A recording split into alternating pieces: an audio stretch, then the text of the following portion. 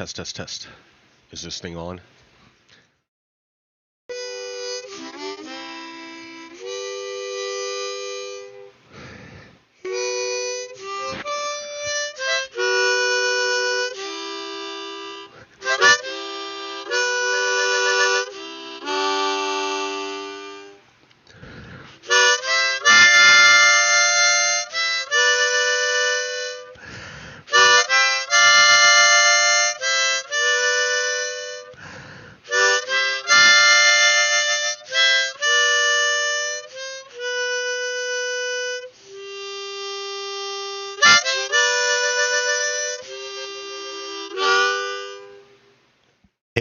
Hey, good morning. Hello, welcome to yet another episode of Red Stone Lapis Lazuli. How long has it been? It is I, your host, Pogo Kiddo. Back to the game. Back to the game. Yes. Oh, fuck, every time now. I wonder what it is. Every time. Every time.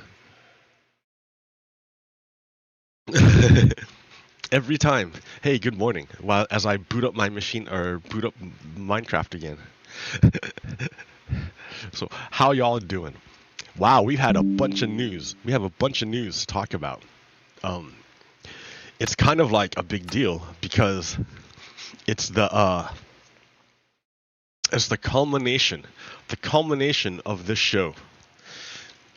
The culmination of this show. Hey, good morning. Happy Sunday. Happy Sunday. So, for years and years, I have been trying to warn people about the dangers of Donald Trump and fascism in general. And a lot of people in this town, Salem, Oregon, were like desensitized to fascism. They were just desensitized to it. They would repeat fascist tropes and racist tropes all the time in public, and no one would bat an eye. In fact, it would be considered a normal position to hold. A fascist position would be a normal position to hold. People would just desensitize to it. It completely blew my mind because all the signs were there that Donald Trump is a criminal. All the signs were there. I did not vote for Donald Trump. I have never, ever voted for Donald Trump. I would never vote for a guy like that. No way in hell. I saw it. It seemed a little crazy to me that no one else saw it. I mean, people did see it, right? Hillary Clinton saw right through it and told everybody. I don't want to be dumb, right? I'm not. Of course, Hillary Clinton saw it. She fucking tried to warn everybody else too, right? She literally told people on a world stage, in front of Donald Trump's face, that he was a criminal and he was a bad guy. And it's on us that that we didn't fucking listen.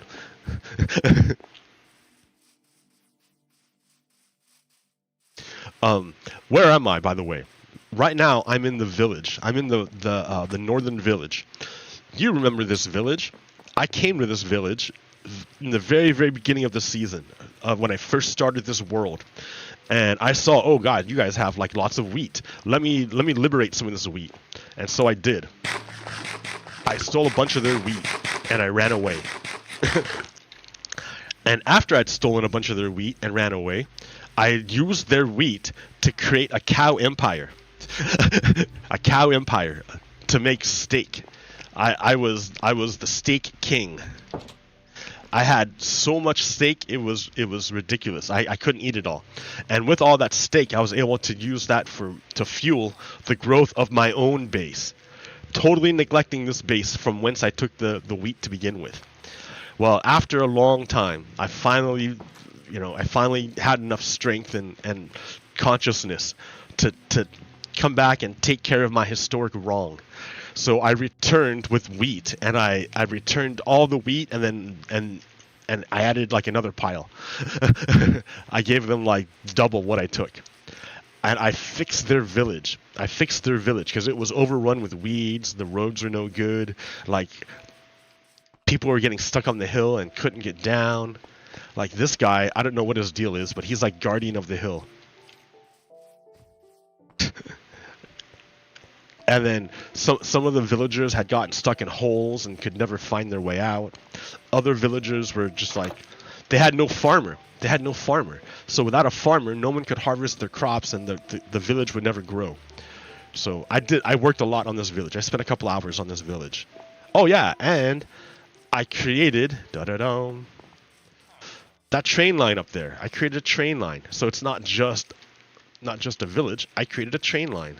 Yay, look what a nice guy I am. So now this village is not just rejuvenated, but now it's connected to the rest of the network. Fantastic. Bye-bye, reconstituted village.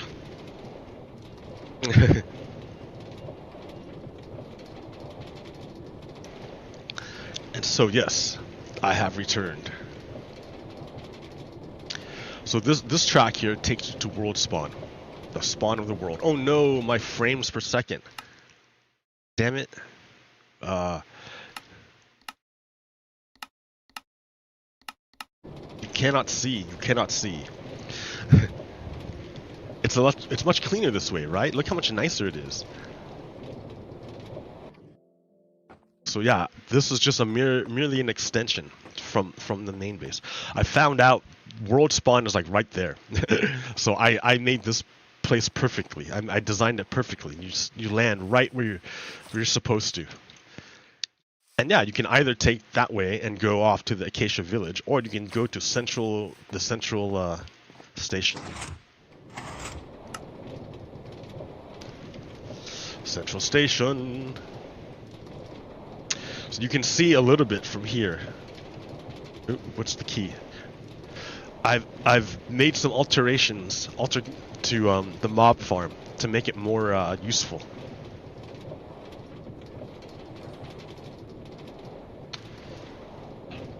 So yeah, this way anybody can get back to my base. You don't need to run like swim across a big bay. You don't need to fly in the air. You don't need any prerequisites. You don't need any prerequisites. All you need to do is hop on the train. Hop on the line.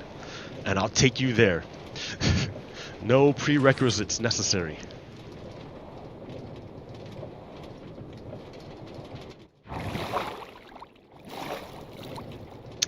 So this is Central Station. Ta-da! Central Station. Central Station. I've added some vines to make it look a little more weathered. I should add some other stuff too, but yeah, I think the vines make it look nice. Ooh, I should put some more there. I don't know.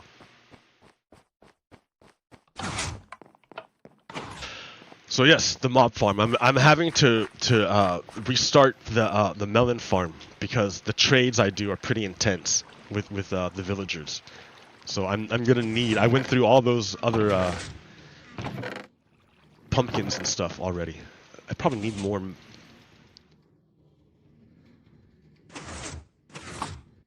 I need more melons to balance it.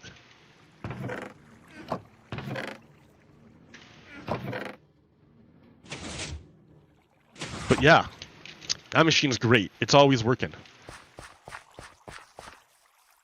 This machine's great. It's always working. You see? Lots and lots of bamboo and sugarcane to make blocks of bamboo to make wood.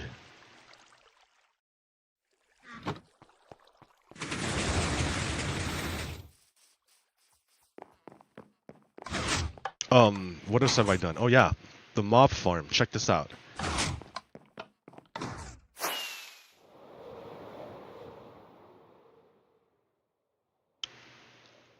The mob farm. Exciting and new. Come aboard. We've been expecting you. So yeah, it's the mob farm. The mob farm. It's basically the mob farm still. Nothing's changed, right? It's still doing what it's supposed to do. Hey, zombie villager, I could save you. I could. Actually, if I wanted to, I could. Yeah, actually, I just need to put a mechanism in here to stop the flow of bad guys, and then like use an axe to get rid of the ones I don't want. And I could save that guy, and I can make a mechanism to save him, and have him come out here and then brew up potions and then cure him. Hey, that's my next project. Well, yeah, my next project. Anyways, right now what it does is all the stuff goes down into this. And it goes into this dropper. The dropper will shoot it out into this water stream, this water elevator. You can see.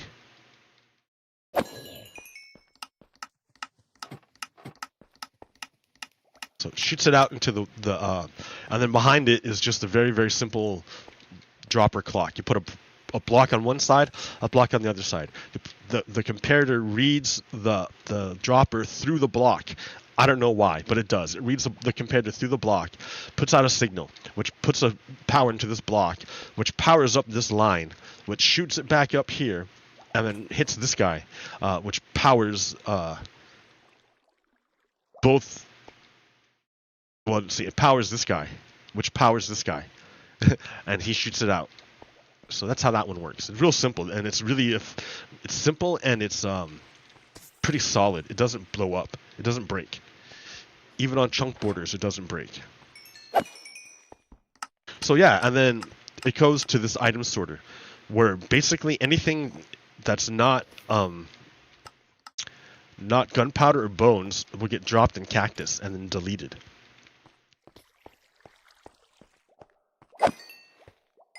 That way, I don't have to sort through it anymore. Yay!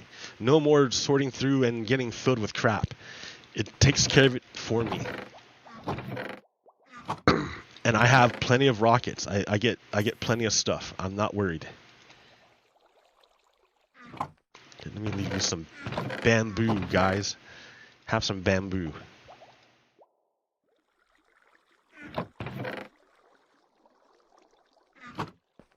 All right. Upgrade. It's a nice upgrade to the farm. And again, you don't need to fly up here. I mean, I flew up here because I could, but there's an elevator for easy access for everybody, and a train line if you don't want to walk over here. So it's pretty cool, man. It's pretty cool. It's well done.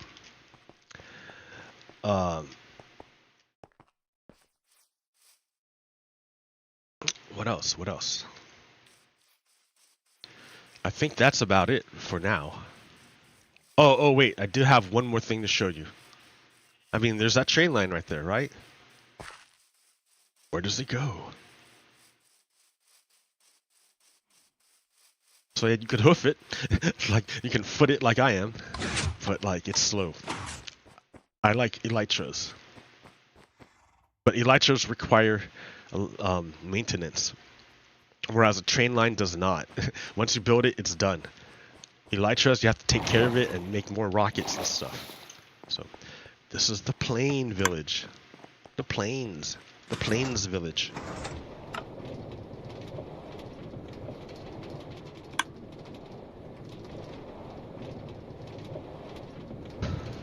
So yeah. A lot of things are happening really quick here in the United States. Well, it's not happening quick. It's coming to a head, coming to fruition. People have been working on this for 2.5 years. So this is the fruition of their work. And oh wow.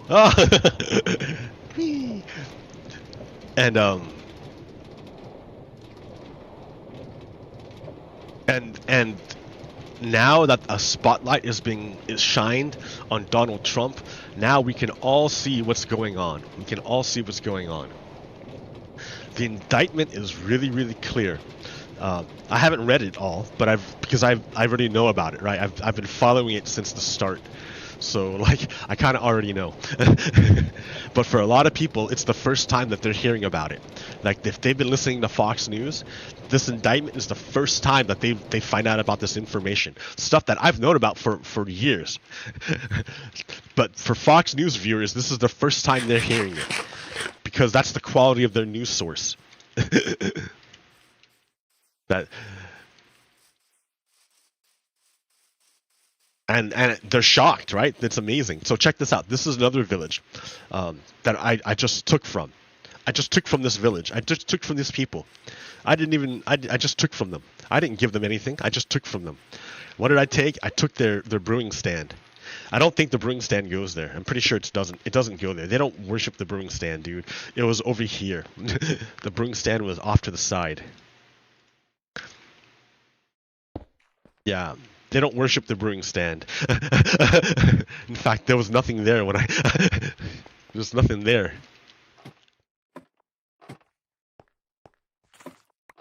Hey, guy. See, and then I took their brewing stand, and by taking their brewing stand, I took their priest away. So the village had no priest anymore.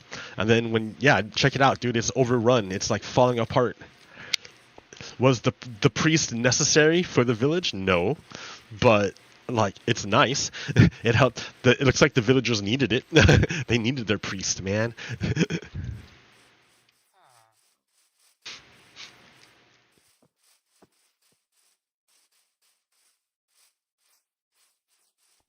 Sometimes the things aren't always clear to people, and they need help.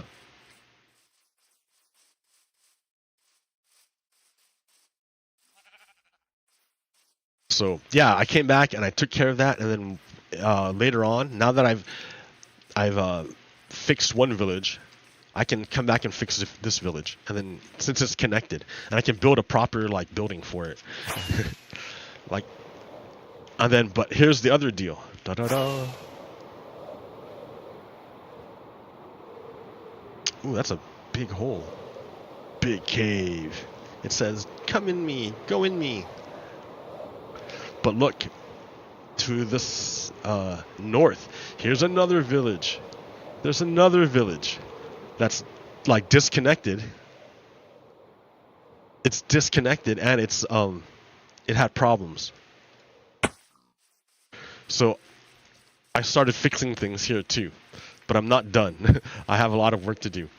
But yeah, their farming is all messed up. I had to come and fix their field. This field was all wrecked, and I made vast improvements. That, of course, look at all this land that they can still use for farming. So he just needs the seeds. Just needs the seeds to cultivate.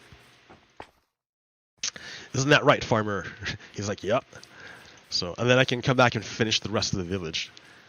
But yeah, and then connect it to the network to Pogokido's network.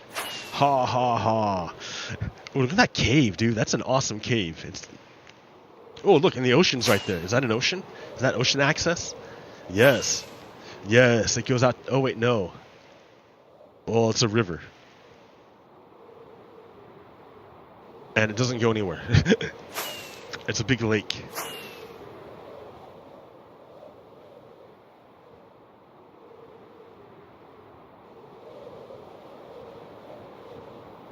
It's cut off right here.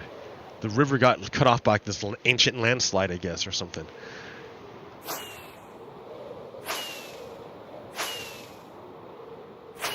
And this side is nothing. Yep. No way through. It's a lake now.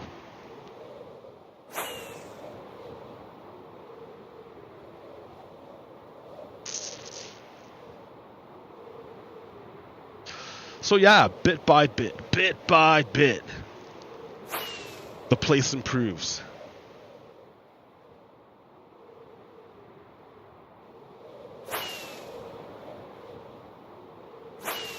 Utilizing all the tools at my hand, at my disposal.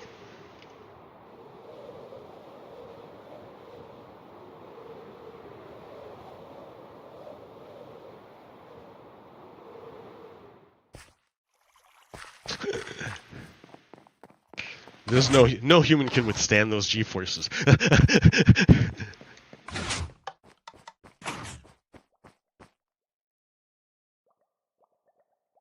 I'm doing turns that are impossible. All right, well there, check it out, dudes. That's the Minecraft. That's the Minecraft part of my episode. Let's talk about other stuff. In fact, let me fill up my coffee again. This time I was smart and I made it another pot ahead of time. Foresight. Yeah, my apartment's pretty warm. Even though, like, it's the morning time, I've got my window open and I've got this giant computer going, so it's pretty warm. Even now. I can't, like, I enjoy wintertime a lot because it's dark and it's cold. It's easy to get warm. It's not so easy to get cold, to cool down. That's the thing that people aren't understanding when it comes to climate change, is that it takes less energy to get warm than it does to get cool. I mean, we're basically going to need to have to build houses underground, because when you're underground, the earth around you will regulate the temperature, so the extremes aren't as extreme.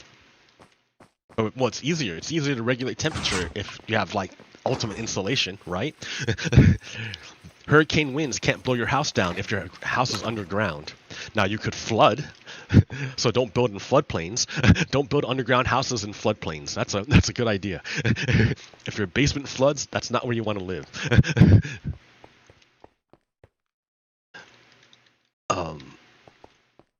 Yeah. But, like, seriously, guys, look at this deal. Look at this. Look at this. So, do you know what world systems theory is? World systems theory, I learned this from Dr. Makoba, Johnson Makoba. Johnson Makoba. When I was a grad student at University of Nevada, Reno, he was the chair of the department. He's a brilliant man from Uganda. He's brilliant. He's brilliant. It's incredible and he's so patient, dude. I can't, like, he was incredibly patient with me when I was a crazy grad student. So I appreciate Dr. Makoba. And Dr. Makoba, I TA'd for him. And yeah, we learned, I mean, like, in his class, learned about world systems theory. World systems theory is the idea that certain core countries develop. It's called the development of underdevelopment. The core countries go to these other nations, like historically, right? Historically, they went to these other nations, and well, they tried to do straight up colonialization. Which is like literally replace the people with their own people and then enslave the people that live there. But after World War II, that became untenable. You can't literally colonize land anymore. Instead, they tried a different method of control called I don't know what it's called. But it was instead of sending troops, they sent corporations, and the World Bank and the IMF, and these institutions of finance would make deals with the local governments, and the local government there might be a corrupt person in the local government who would agree to have like a sort of like special relationship. So there would be like. They would be elites. Those people would be elites. The corrupt people would be elites in their nation, but they would only serve the interests of the finance capital. So they would they would enter into like bad agreements with governments or corporations, and that would personally enrich themselves, but it would impoverish their nation. So what happens? It's not that these nations are poor. These nations are really, really wealthy. They're incredibly rich. They're like African nations are not poor. African nations are incredibly wealthy. They have incredible natural wealth. Incredible. It's insane how much. Look how big is Africa, the continent of Africa. It's huge. It has a bunch of natural wealth. But the core sends corporations to extract the natural wealth from they call this the periphery. that they're not in the core. They don't get the benefits of it. What happens is it gets extracted from there and sent to the core. So the core becomes developed, and the periphery becomes underdeveloped. None of the money, none of the wealth gets poured back into the country to develop the country. The only development the country gets is in the extraction of their natural wealth and the exportation of it to the core countries, whether it be the United States or Europe. So that's world system, part of world systems theory. It's pretty complex, or it's not really. I mean, if you think about it. But anyways, the global south are the people who don't necessarily benefit from the expropriation of their natural wealth. Their wealth gets sent to the core countries, and then the core countries like burn all the energy and put all the CO2 and pollution in the air, and that creates climate change. Well, who's going to suffer from the climate change? It's mainly going to be the poor people in the periphery. They're not going to be able to withstand climate change nearly as well as the richer countries.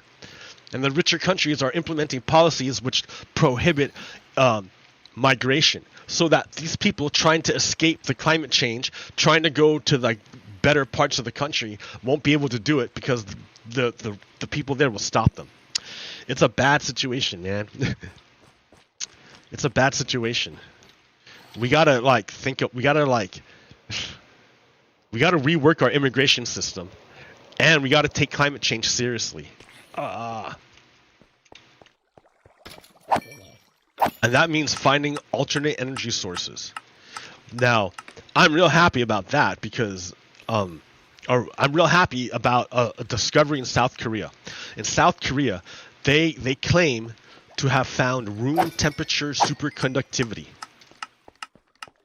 So what is room temperature superconductivity? Superconductivity is the ability for electricity to flow through a medium without resistance. So you know about friction, right? You know what friction is. It's like when two pieces are touching each other, friction is the force that makes them stick together. It's the force that makes them stick together, and it stops. I remember the law of thermodynamics. A body in motion tends to stay in motion. So in outer space, you're gonna if you push something in outer space, it's gonna go off forever. It's gonna if you put motion into an object in outer space where there's no friction, right? There's no air. There's literally nothing in outer space. So if you put energy, kinetic energy, into a body, it's gonna go literally forever. It won't stop until it hits something, or until it meets some resistance. On Earth, here, if you try to do the same thing, it won't work. There's two forces working against you. You put kinetic energy into the object, and there's two forces that make it stop. Number one force is gravity. Gravity is going to pull this thing down and make it touch and hit the ground. So its energy is going to transfer from laterally to horizontally, or to vertically, because of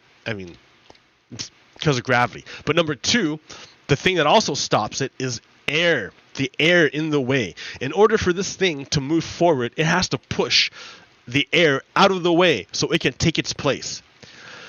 The moving of the air creates friction. It doesn't want to move. You have to push air to make air move. So you're taking some of the kinetic energy inside the object and you're putting it in the air to push it out of the way. Well, now this thing has less kinetic energy to move forward through space. You see? So eventually it's going to transmit all of its kinetic energy to the air and to the ground when gravity takes over. So it's the same thing, sort of, with electricity. Think of electricity as stuff moving through a tube. The electrons is what electricity is. It's electrons, free electrons. And in a wire, I should get redstone, right? It would have made much more sense to get actual redstone here. There we go. In a wire, you have redstone going. Like electricity flows. But just like how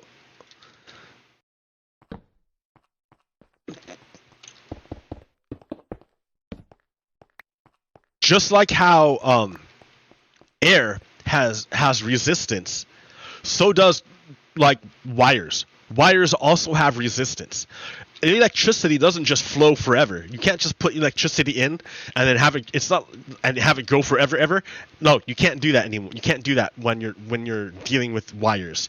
When you're dealing with wires, what happens is, in order for the electricity to move through the wire, it has to give some of its energy away to the material. It's friction. There's friction. There's a kind of friction inside the wire.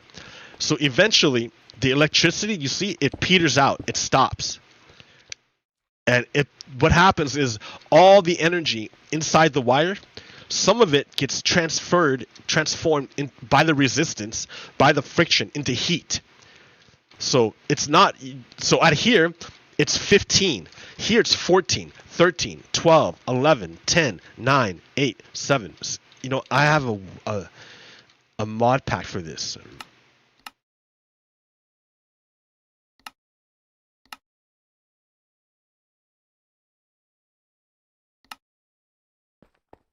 So you can see here, from the redstone torch, the power is 15, but there's resistance, and over time, the power level, the signal goes down, weaker and weaker and weaker. 4, 3, 2, 1, and then it's gone. There's no electricity here.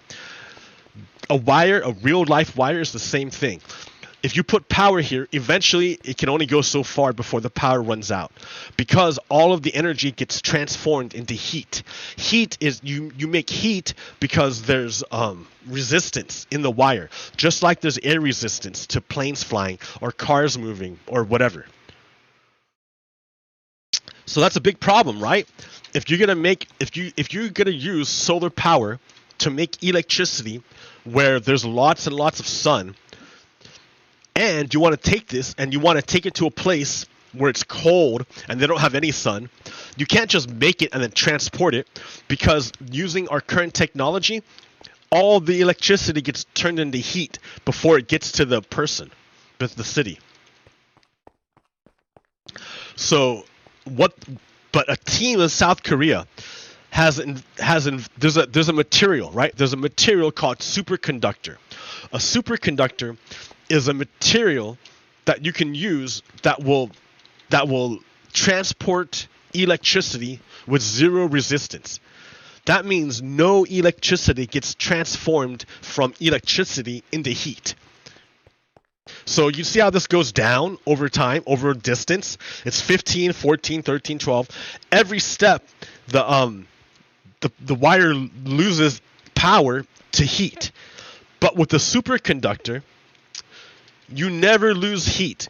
It's pure. It's the electricity can flow without friction, without resistance.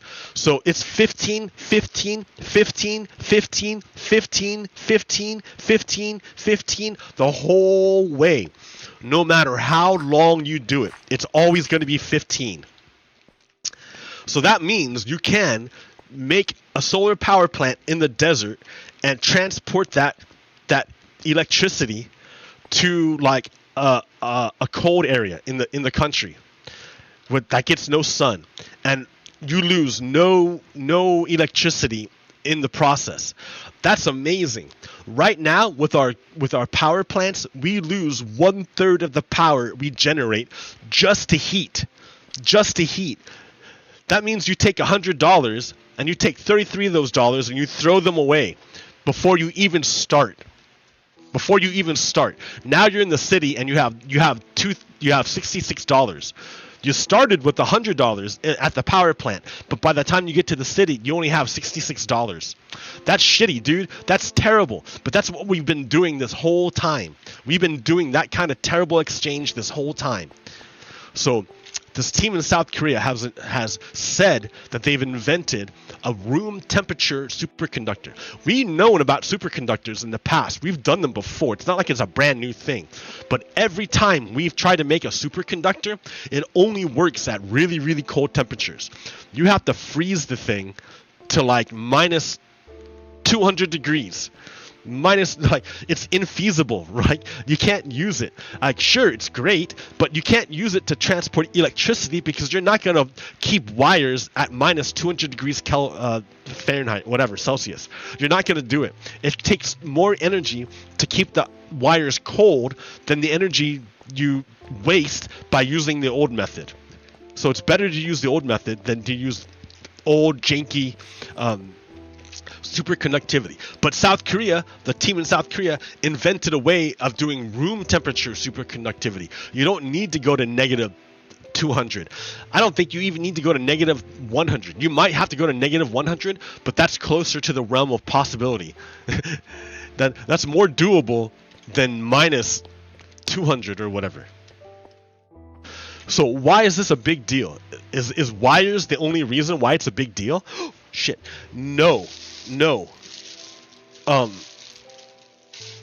other big deal about it, my hand got caught in it and almost spilled my coffee.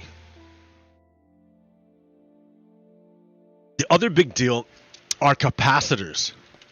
Capacitors. Do you know what a capacitor is? A capacitor is okay. So you can only transfer so much power over the wire. Only so much. You can't do too much crazy because it gets too hot and it will melt the wire, and then it's dangerous amounts of electricity coming through. So you're only allowed to transmit so much power. However, devices require a lot of electricity, a lot more power than what the line's giving you. So I think this is what it is. Let me double check what a capacitor is. Capacitor. Fucking define that shit for me.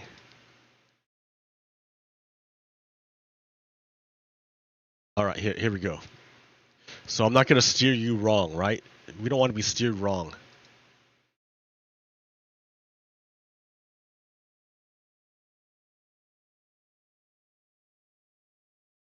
All right. So a capacitor is a device that stores electrical energy in an electrical field by accumulating electrical charges on two closely spaced surfaces that are insulated from each other. It is a passive electronic component with two terminals. The effect of the capacitor is known as capacitance. While some capacitance exists between any two electroconductors in proximity in a circuit, a capacitor is a component designed to add capacity to a circuit. The capacitor was originally known as the condenser, a term still encountered in a few compound names, such as the condenser microphone. So basically, it stores electricity. Capacitors store electricity.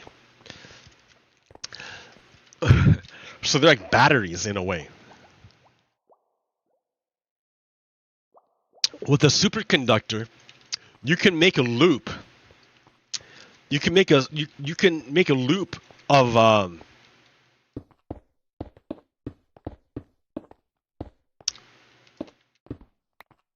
shit. You can make a loop of redstone.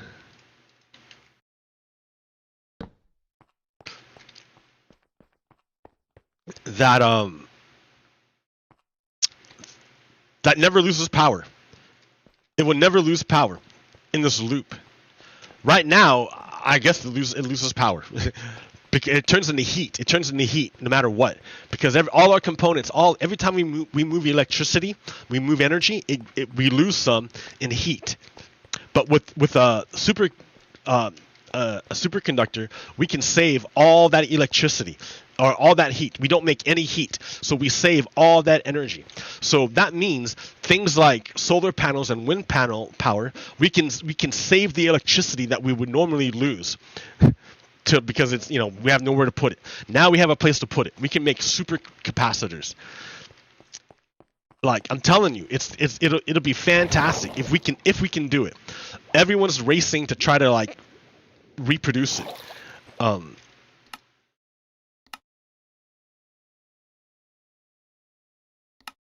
Everyone's racing to reproduce it because it will be amazing if they do.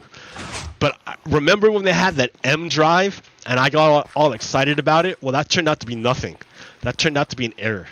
I was all bummed out because that M drive would have been great. But that's okay. A superconductor would be fantastic.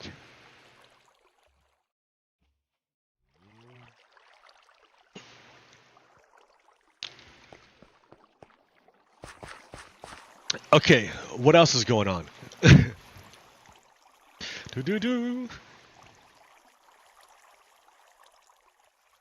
I'm giving you all the good stuff first. So, in October, there's gonna be in October, okay, in 2023 and 2024. In 2023 and 2024, there's going to be a solar eclipse. 2023 in October, it's gonna go like this. And it's going to be an annular solar eclipse. That means the moon will not cover completely the sun, but it will make a big ring. And then the one in 2024 going this way is going to cover the whole sun. It's going to cover, so it's going to be a big one. So that's 2 solar eclipses we have to watch. We can look for. So I'm in the Pacific Northwest. So I'm going to have to travel a little bit in order to see the solar eclipse. But check that out, guys. That's where it's going to be. Klamath Falls, Roseburg, Eugene, Springfield, Coos Bay, barely on the edge. Corvallis might get a little bit. So if you want to see it, you got to go to like Roseburg or at least Eugene. I don't know what's out here. So yeah, pretty cool, pretty cool.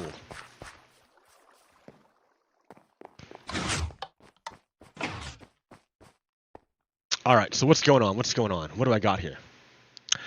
Asha Rengappa made this amazing graphic here to break down what's happening with Donald Trump's coup attempt.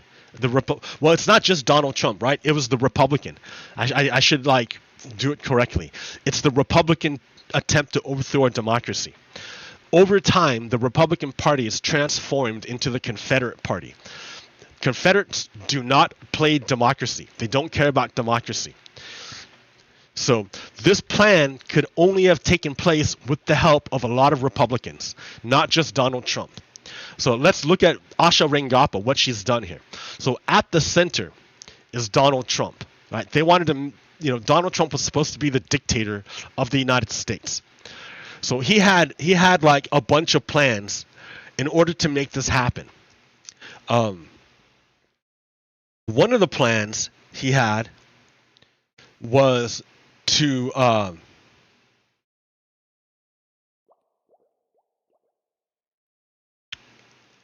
and he did all this with the help of lawyers, John Eastman, or I think it's John Eastman, and Meadows. I forget his first. Mark Meadows. Mark Meadows is his chief of staff. So those were the two key players helping out Donald Trump. We believe, the people I've been listening to believes that Mark Meadows is flipped. That he flipped, which means he's going to tell everything to Jack Smith, the prosecutors. So there are many, many different ways that Donald Trump tried to overthrow democracy in the United States. One way was to use his lawyer Sidney Powell and Jenna Gills and Rudy Giuliani to challenge the elections in the key battleground states. These are all states that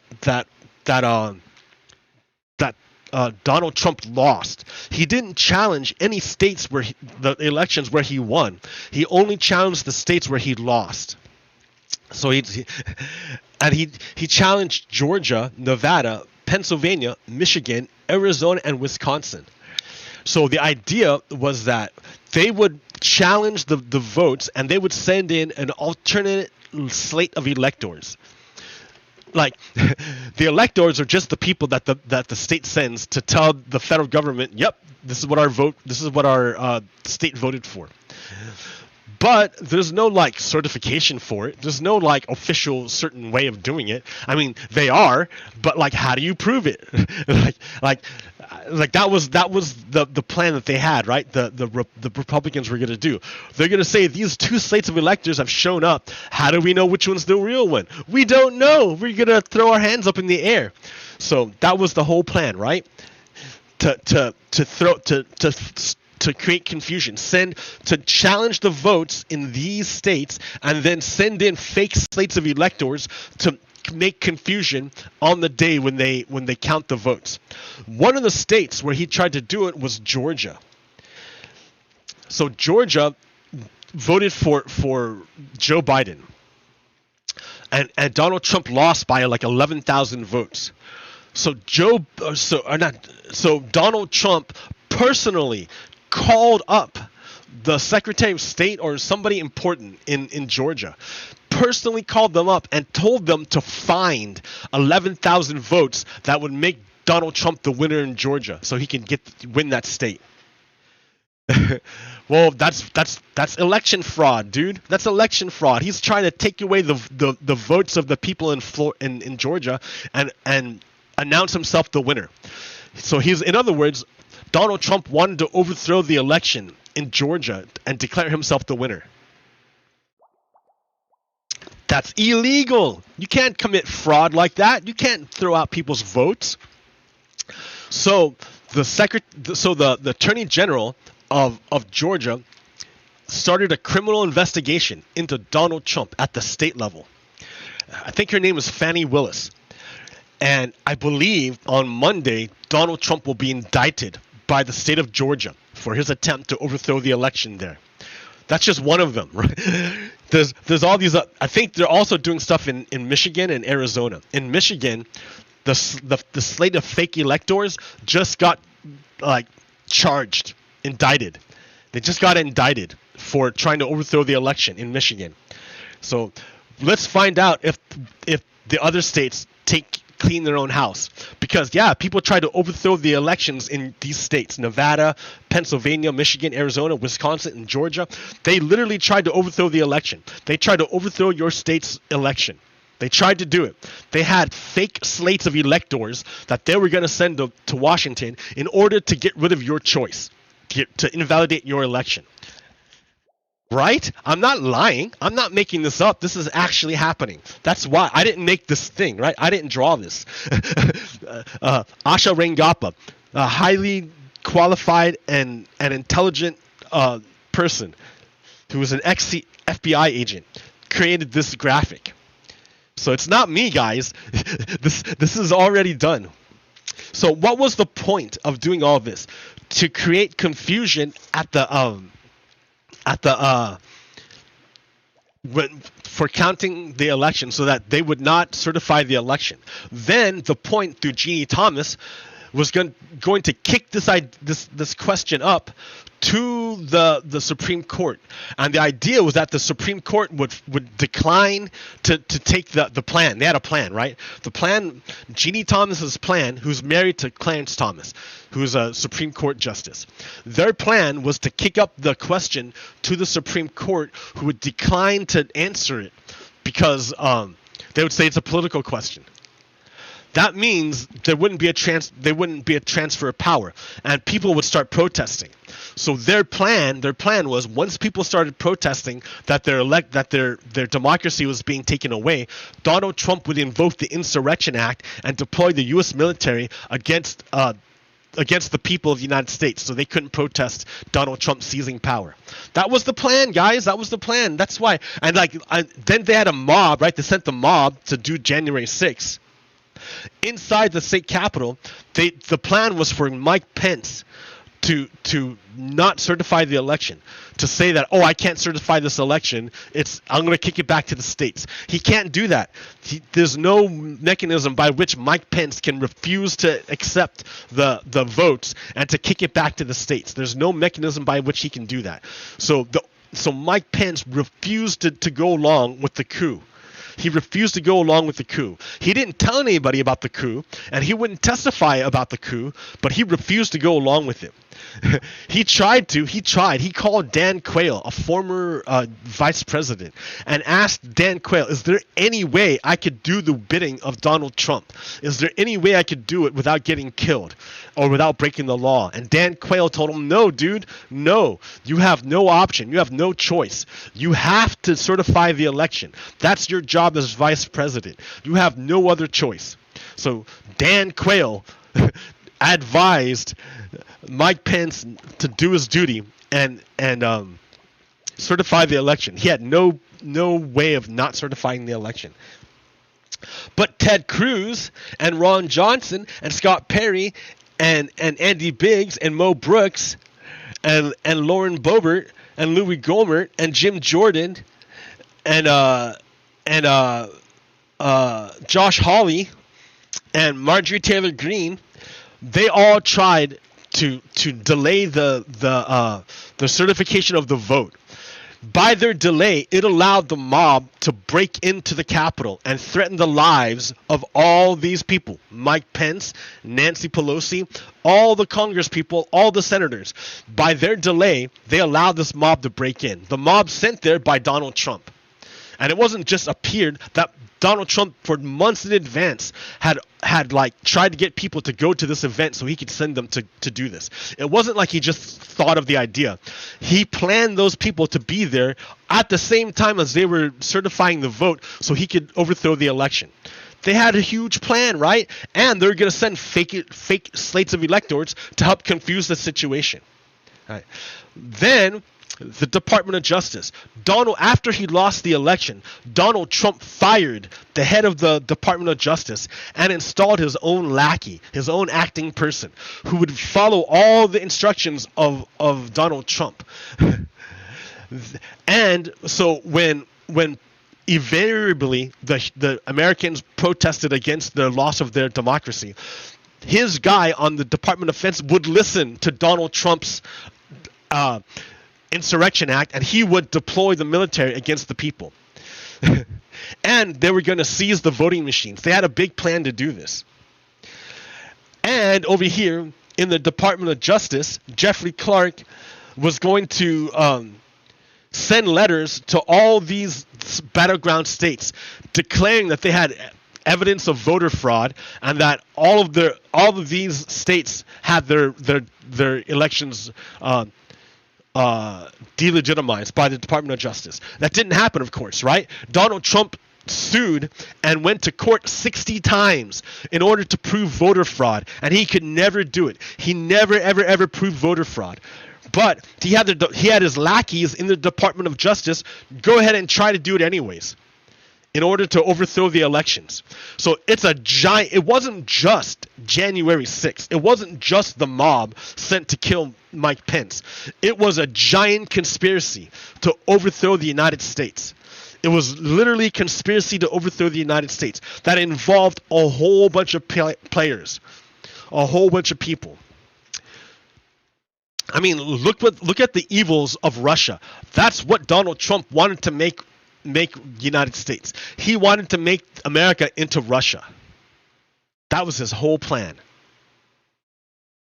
So yeah, Donald Trump now has finally been indicted for his actions in trying to overthrow the election of 2020. We haven't even gotten to his overthrow of the 2016 elections. Because when we tried to indict him then, his Attorney General, Billy Barr, the outlaw Billy Barr, protected him. So Donald Trump is a traitor who worked with Russia to steal the 2016 elections. And then when he lost the 2020 elections, he tried to get rid of democracy and installed himself as dictator. He had a giant ass plan, and he had a lot of co-conspirators. So here, let's do this analogy. Let's do this analogy by JoJo from Jersey. JoJo from Jersey. Joanne Carducci. Let me move this so everyone can read it. Ooh, not that one. You're gonna lock. You should be locked, but I'm not gonna lock you. No, this one. Infran view. Select you. Drag you into the light. All right. Let's say your boss got fired from. Oh, shitty. Let's say your boss got fired from his job, but instead of just leaving right away, he decided that in order to stay in the job he was fired from, he would send a bunch of rabid crazies to attack the building, beat up the security guards, build a gallows to hang his secretary, break in, spread poop on the walls, and hunt for your coworkers, while simultaneously sending teams of fake board members saying that they had actual proof that he wasn't in fact fired at all. And then, once he did finally leave, he took with him, showed off to some of his friends, and refused to return the company's most highly guarded financial information, building security plans, and documents which could get you and everyone you loved killed. Would you spend the next 3 years following that guy around the country and sending him money to fly him in his private jet and pay his legal bills while praying that it'd all be enough to get him back into the job he once tried to steal?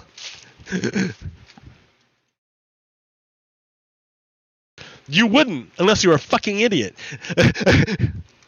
Because that's essentially what Donald Trump has done.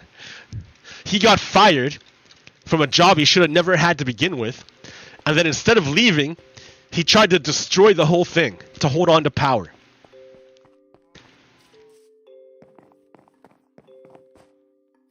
I don't think people appreciate how bad it is that you would of losing democracy.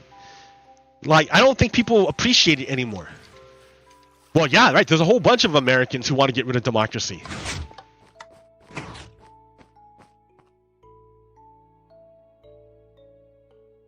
It's like, we fought a war against you guys. A couple wars.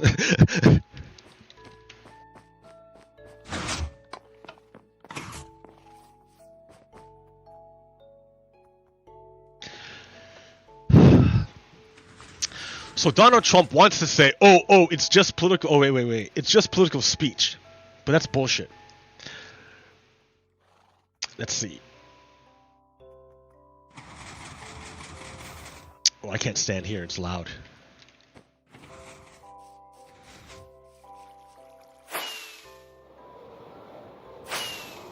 So there was there's a component, or there's a thing inside of AMD chips called FTPM.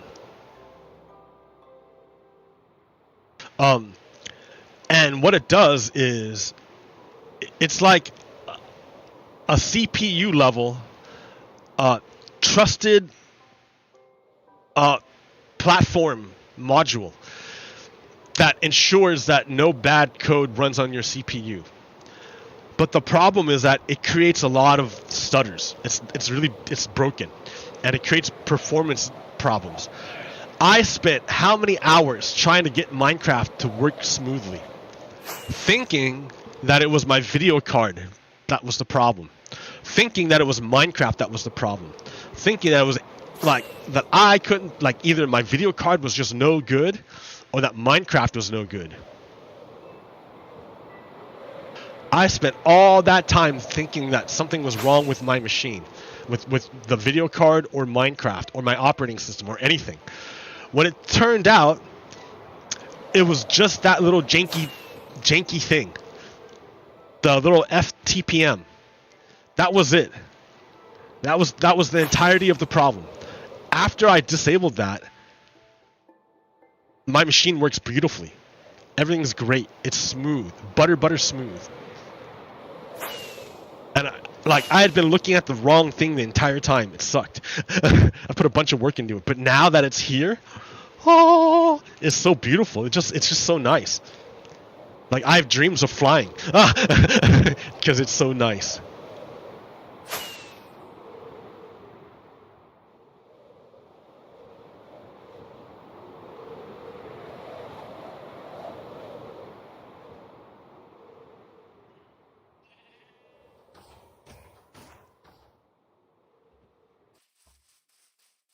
Whee!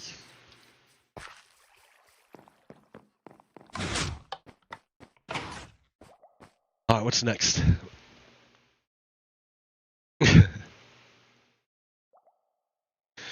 So, the elements of Empty Will has an article, says the elements of offense in the Trump January 6th indictment.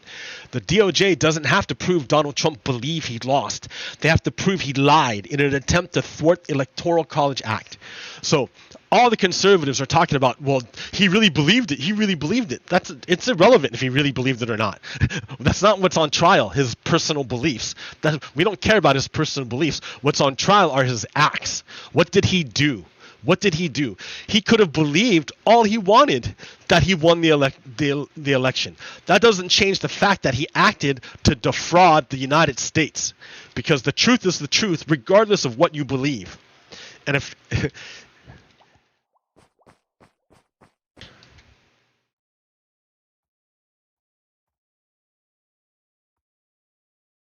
so, lying, sure, that's within the law.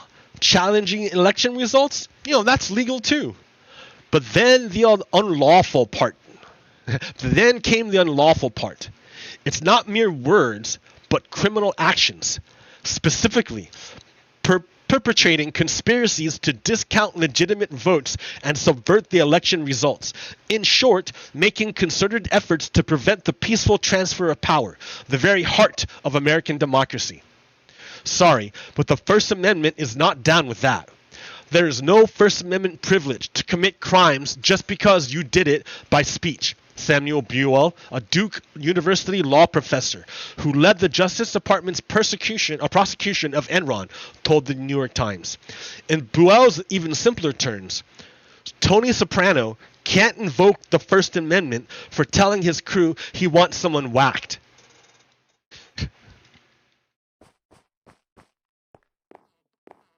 Right? You can't use the First Amendment to commit crimes. You're not protected by the First Amendment if you use speech to commit crimes. It's like, you can still do criminal speech.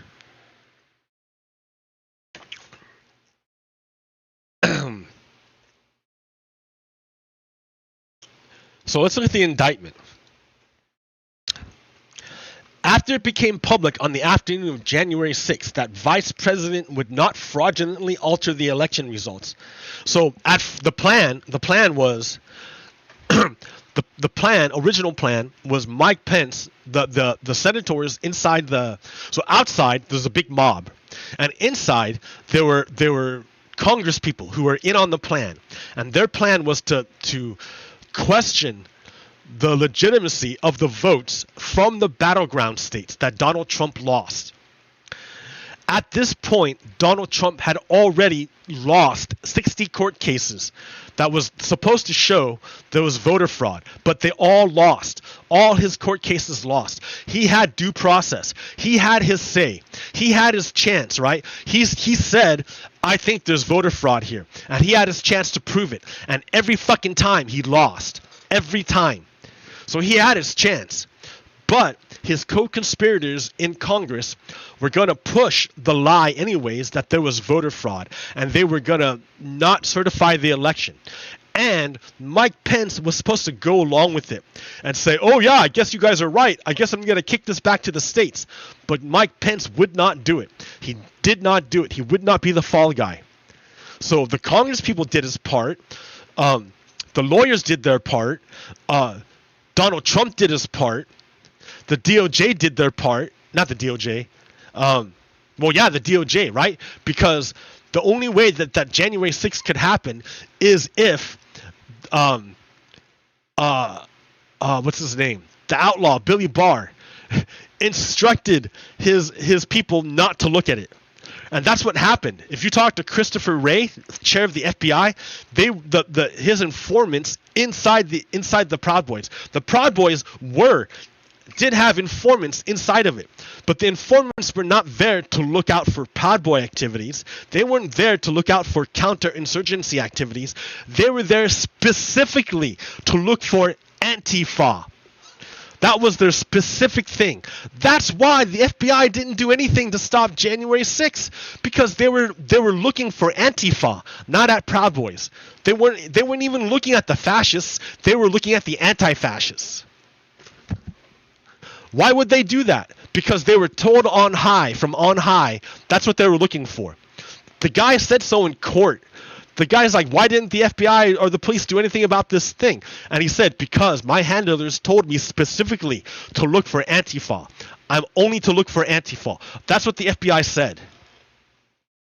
Or that's what the informant said. He testified to this in court under oath, and it wasn't challenged. So yeah, everyone played their part except for Mike Pence. Mike Pence refused to go along with it, so the crowd was sent in to murder him. So, after it became public on the afternoon of January 6th that the vice president would not fraudulently alter the election results, a large and angry crowd, including many individuals whom the defendant had deceived into believing the vice president could and might change the election results, violently attacked the Capitol and halted the proceeding. As violence ensued, the defendant and co-conspirators exploited the disruption by redoubling efforts to levy false claims of election fraud and convinced members of Congress to further delay the certification based on these claims. It was a big fat plan to overthrow our election. It already happened in 2016. It happened in 2000, the year 2000. A lot of you guys are too young to know about that, but it happened in the year 2000. It happened. And it was going to they tried to make it happen in 2020. The defendant had the right, like every American, to speak publicly about the election and even to claim falsely that there had been an outcome determinative fraud during the election and that he had won. He was fully within his rights to say these lies. He could absolutely say his lies, right? These lies. That was not a problem. He's not being prosecuted for these lies. He was also entitled to formally challenge the results of the election through lawful and appropriate means, such as seeking recounts or audits of the popular vote in states, or filing lawsuits challenging ballots and procedures. Indeed, in many cases, the defendant, Donald Trump, did pursue these methods of contesting the election results 60 times. His efforts to change the outcome in any state through recounts, audits, or legal challenges were uniformly unsuccessful. No matter what he did, Donald Trump had every opportunity to challenge the results. Every time he did, he didn't win. Every time. He had every right and he used every single one of them and he lost every time. What are you going to do? What else do you want, man? It's not there. You can't make it be there if it's not there. However, on the afternoon of January 3rd, co-conspirator number 4 spoke with a deputy White House counsel. The previous month, the deputy White House counsel had informed Donald Trump that there is no world, there is no option in which you do not have to leave the White House on January 20th. So he was told by his lawyers, Donald Trump was told to his face by his lawyers, it was absolutely impossible for him to remain in the White House after January 20th. No way possible. Not going to happen. Impossible. Donald Trump fully fucking knew that he had to leave, and he didn't care. Now, the same deputy White House counsel tried to dissuade co-conspirator 4 from assuming the role of acting attorney general. The deputy White House counsel reiterated to co-conspirator number 4 that there had not been an outcome determinative fraud in the election, and that if the defendant remained in the office nonetheless, there would be riots in every major city in the United States. Co-conspirator 4 responded, Well, Deputy White House Counsel, that's why there's an Insurrection Act. In other words, they fully planned on deploying the military to attack American citizens to keep Donald Trump in power. That was fully their plan. They fully intended on deploying the military to attack Americans. That was their plan. That was the goal, the idea of January 6th.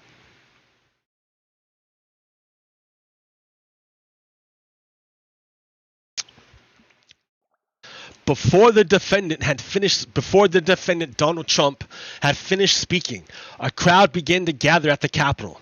So before Donald Trump was even done giving his speech, there was already people at the Capitol. Why? Because the Proud Boys were instructed to go there before Donald Trump finished his speech. Because they had a plan. They had a plan to overthrow the elections. And the Proud Boys were like the brown shirts, the Nazi brown shirts. They played the same role as the Nazi brown shirts. So before the defendant had finished speaking, a crowd began to gather at the Capitol. Thereafter, a mass of people, including individuals who had traveled to Washington and to the Capitol at the defendant's direction, at Donald Trump's direction. They broke through the barriers, cordoning off the Capitol grounds, and advanced on the building, including by violently attacking law enforcement officers trying to secure it.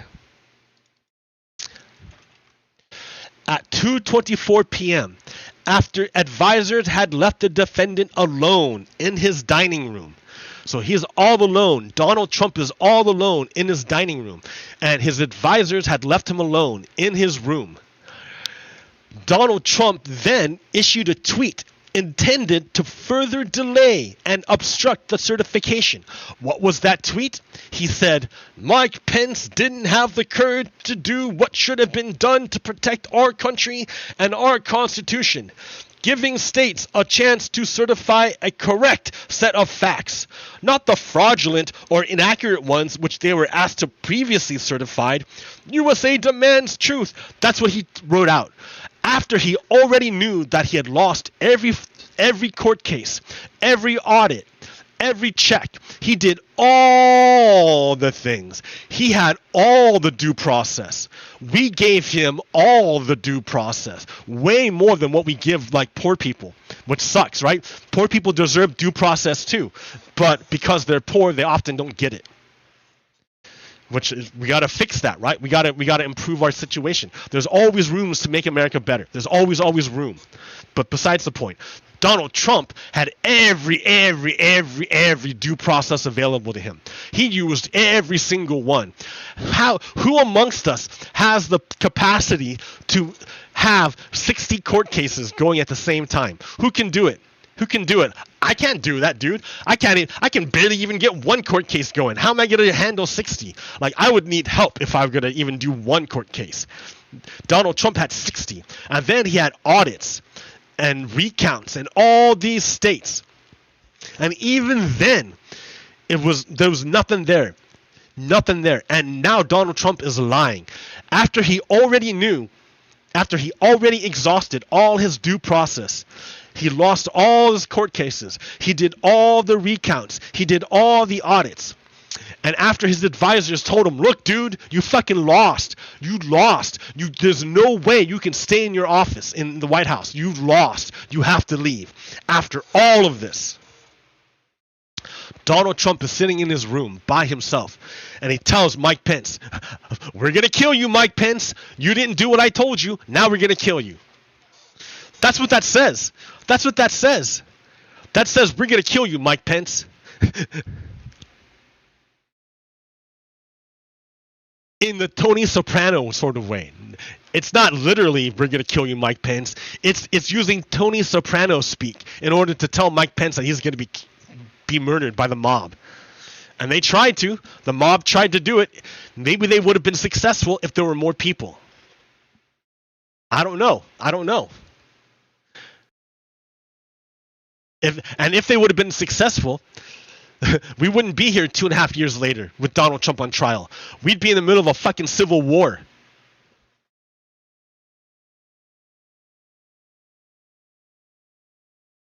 Like, you guys have to appreciate how close we came to losing everything.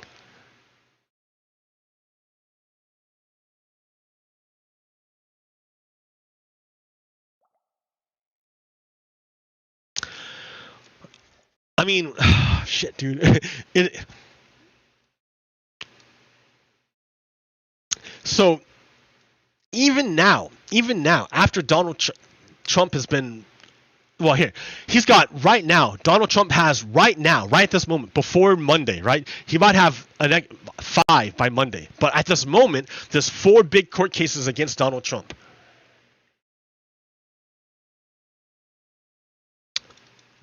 Let's review them. Number 1, the first one. Okay. Oh, wait. The classified documents case. That's the first one. That's a federal case. Trump has been indicted on 40 criminal counts related to his handling of classified documents after he left office. He became the first U.S. president, sitting or former, to face federal criminal charges. The initial indictment, filed in June, included 37 criminal counts against Donald Trump. Prosecutors added 3 more counts in an updated indictment in July. The prosecution is overseen by Justice Department Special Counsel Jack Smith. And where is this taking place? In Florida. The indictment alleges that Donald Trump kept classified documents, which included military and nuclear secrets, at his home in Florida, where he was not authorized to retain them. He tried to block government's attempts to get these documents back. He sought to have security footage deleted to hide information about the whereabouts of the documents from federal investigators, and he showed a top-secret military presentation to 4 people who were not authorized to see it. One of Trump's personal aides, Walt Nauta, and property manager Carlos de Oliveira have also been charged. Trump and Nauta have pleaded not guilty. De Oliveira has yet to enter a plea. What's next? The federal judge overseeing the case, Eileen Cannon, has set a trial date of May 20th, 2024, although that date could change. So that's one court case against Donald Trump. Another court case against Donald Trump is the election one. Jack Smith overseeing the investigation into Trump's attempt to stay in power after he lost the 2020 presidential election. The investigation into potential election interference seeks to determine whether anyone broke the law in connection with efforts to interfere with the lawful transfer of power following the 2020 presidential election, or the certification of the electoral college vote held on or about January 6, 2020, according to Smith's appointment order. On August 1st, a grand jury of everyday Americans, convened by the Justice Department, charged Trump with 4 crimes related to the 2020 presidential election interference. 1 count of conspiracy to defraud the government, 1 count of obstructing an official proceeding, and 1 count of conspiring to obstruct. The indictment also references 6 co-conspirators. The indictment alleges that Trump, despite having lost the election, tried to remain in power by espousing lies about purported mass voter fraud, disregarding Vice President Pence, senior officials at the U.S. Department of Justice, and attorneys within the White House counsel who countered these claims of fraud. The indictment also alleges that Trump and the conspirators tried to get state, local, and federal officials to act to change the vote results in 7 targeted states. In the lead-up to this indictment, grand jury heard from dozens of witnesses, including former Vice President Mike Pence, who testified in April. One focus of the investigation is the so-called fake elector scheme. In 7 states, groups of Republicans signed official-looking documents presenting themselves as either duly authorized or potential alternate presidential electors for Trump, even though Joe Biden had won the presidential election in each state. Subpoenas were also reportedly sent to state and local officials in these 7 states: Arizona, Georgia, Michigan, Nevada, New Mexico, Pennsylvania, and Wisconsin. So the Department of Justice attempted to help put these fake electoral slates into Washington, D.C. Why would the Department of Justice do that? Because Donald Trump purged it of loyal people, of like good people, and installed lackeys loyal to Donald Trump who would do whatever he wanted. So Donald Trump has been summoned to appear in court in Washington, D.C. on Thursday, August 3rd on these new charges. Yep, he was. And while he was there, he was warned by the judge not to talk about the case. All right, the third case Donald Trump is up against is the Georgia election interference case. Fulton County District Attorney Fannie Willis is investigating whether Trump and his associates broke state law when they tried to overturn Trump's 2020 election loss in Georgia. The investigation includes whether Trump's phone call asking Secretary of State Brad Raffensperger to, quote, quote, find enough votes to change the outcome of the election in Georgia amounted to illegal election interference under state law. The investigation also covers a slate of fake electors in Georgia, baseless election fraud allegations presented to state legislators by Trump allies, breaches of county voting equipment, and conspiracy theories that targeted Georgia election workers. So Donald Trump, like, not only called the Secretary of State directly, he sent his allies to tell lies to the state legislators in order to get them to join the conspiracy to overthrow the election. He sent his people to literally fucking break into the voting machines. And he created a conspiracy theory that targeted regular Americans with conspiracy theories that made them targets of stochastic terrorism. The president targeting regular Americans is like scary, dude. That's a total abuse of power. That's a complete, absolute abuse of power. Like, that's scary, that kind of abuse of power. So that's three. That's three. Number four. What's number four? New York hush money case. Based in New York. In March, Trump was indicted on 34 counts of falsifying business records to hide damaging information from voters before and after the 2016 election. This investigation is overseen by Alvin Bragg, the Manhattan District Attorney. According to the indictment and accompanying statement of facts, Trump authorized a $130,000 payment to an adult film star to prevent her from going public about an affair with Donald Trump. He then reimbursed the lawyer who made the payment and falsified business records to cover it up, prosecutors say. Trump has pleaded not guilty. So the state judge overseeing the case, Juan Merchan, set a trial date of March 25th, 2024. So that's four court cases against Donald Trump that will happen during March 2024. So that's a lot of states alleging Donald Trump is a criminal. And so what have Republicans done in order to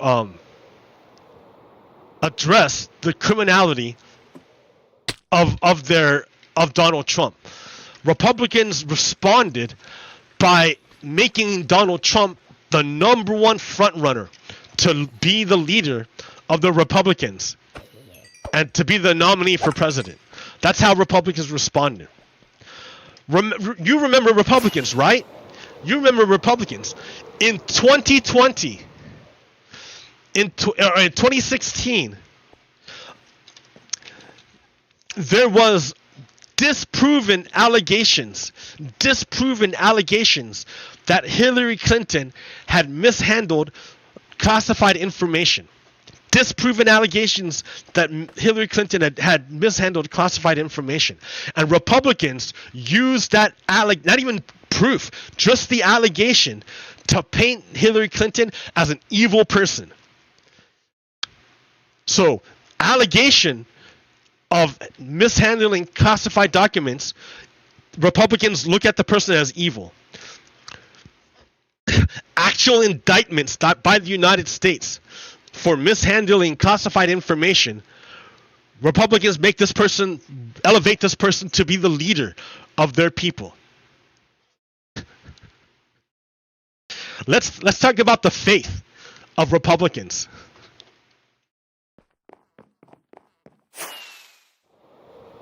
Is it good faith or is it bad faith when Republicans open their mouths? Are they using the word in good faith or in bad faith when Republicans talk? Remember, Republicans said, oh, look at Hillary Clinton. She mishandled classified documents. She is totally evil and unfit to be president. Oh, look at Donald Trump. He mishandled classified documents. We want to make him the dictator of the United States. How can you even do that? What standard are you applying that would condemn Hillary Clinton and elevate Donald Trump? What standard are you applying? The only standard in which this makes sense, the only standard in which that conclusion makes sense, is if your standard is fascism. If you're a fascist.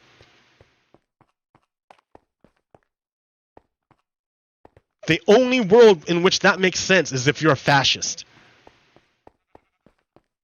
Where it's okay for my guy to steal documents, but it's not okay for your girl to not even steal documents, dude. She didn't even do it. She didn't even do it. That's the funny thing. She didn't fucking mishandle anything. It was probably stupid to have her own private personal email server. That was probably dumb. But it didn't have, there was nothing illegal about it. And the classified documents they pointed out to were not really classified. Not at all classified in the way that the documents that Donald Trump had stolen, but Republicans were ready to kill Hillary Clinton. And they're for alleging the same thing that Donald Trump has certainly done. I don't know what else to call them, right? They're Nazis at that point. They're Nazis. You can't talk to them because the words that come out are not in good faith. Let me give you an example. Do you remember Daniel Archer? Daniel Archer was a witness that the Republicans were really, really excited about because Daniel Archer was going to testify as to all the information he knew that would connect Joe Biden and Hunter Biden to some kind of crime. Right? Some kind of crime. Russians had put out a conspiracy theory that Joe Biden and Hunter Biden were criminals. You know, Russians put this out. And if that were true, potentially, that's that fucking weasel word, right? The weasel word of potentially. I fucking hate that word. Potentially, this could potentially destroy the Biden presidency. Potentially. If it's true, it could destroy it. That word, if you use that word potentially, you can create an entire alternate universe using that word potentially. Listen to how I do it. Watch. If it were true, right? You know, so these Russians are saying that Joe Biden and Hunter Biden are corrupt. These Russians are saying that Joe Biden and Hunter Biden are corrupt. If it were true, it could potentially destroy the Biden presidency. It could potentially put Hunter Biden in prison. Potentially, Hunter Biden is the greatest spy ever. Potentially, Hunter Biden is a criminal. Potentially, Joe Biden used the power of his office to shield his son from crimes. And he's using the power of potentially, Joe Biden is using the power of the presidency to commit crimes. Potentially. It's all potentially. It's not actual. There's no actual. They don't fucking care about actual. They only care about potentially. Because why? Because by doing that, look at the big fucking cloud of insinuation that I created behind me. Potentially, they're criminals. Potentially. I can say shit tons of bad things about Joe Biden and Hunter Biden if I preface it with the word potentially.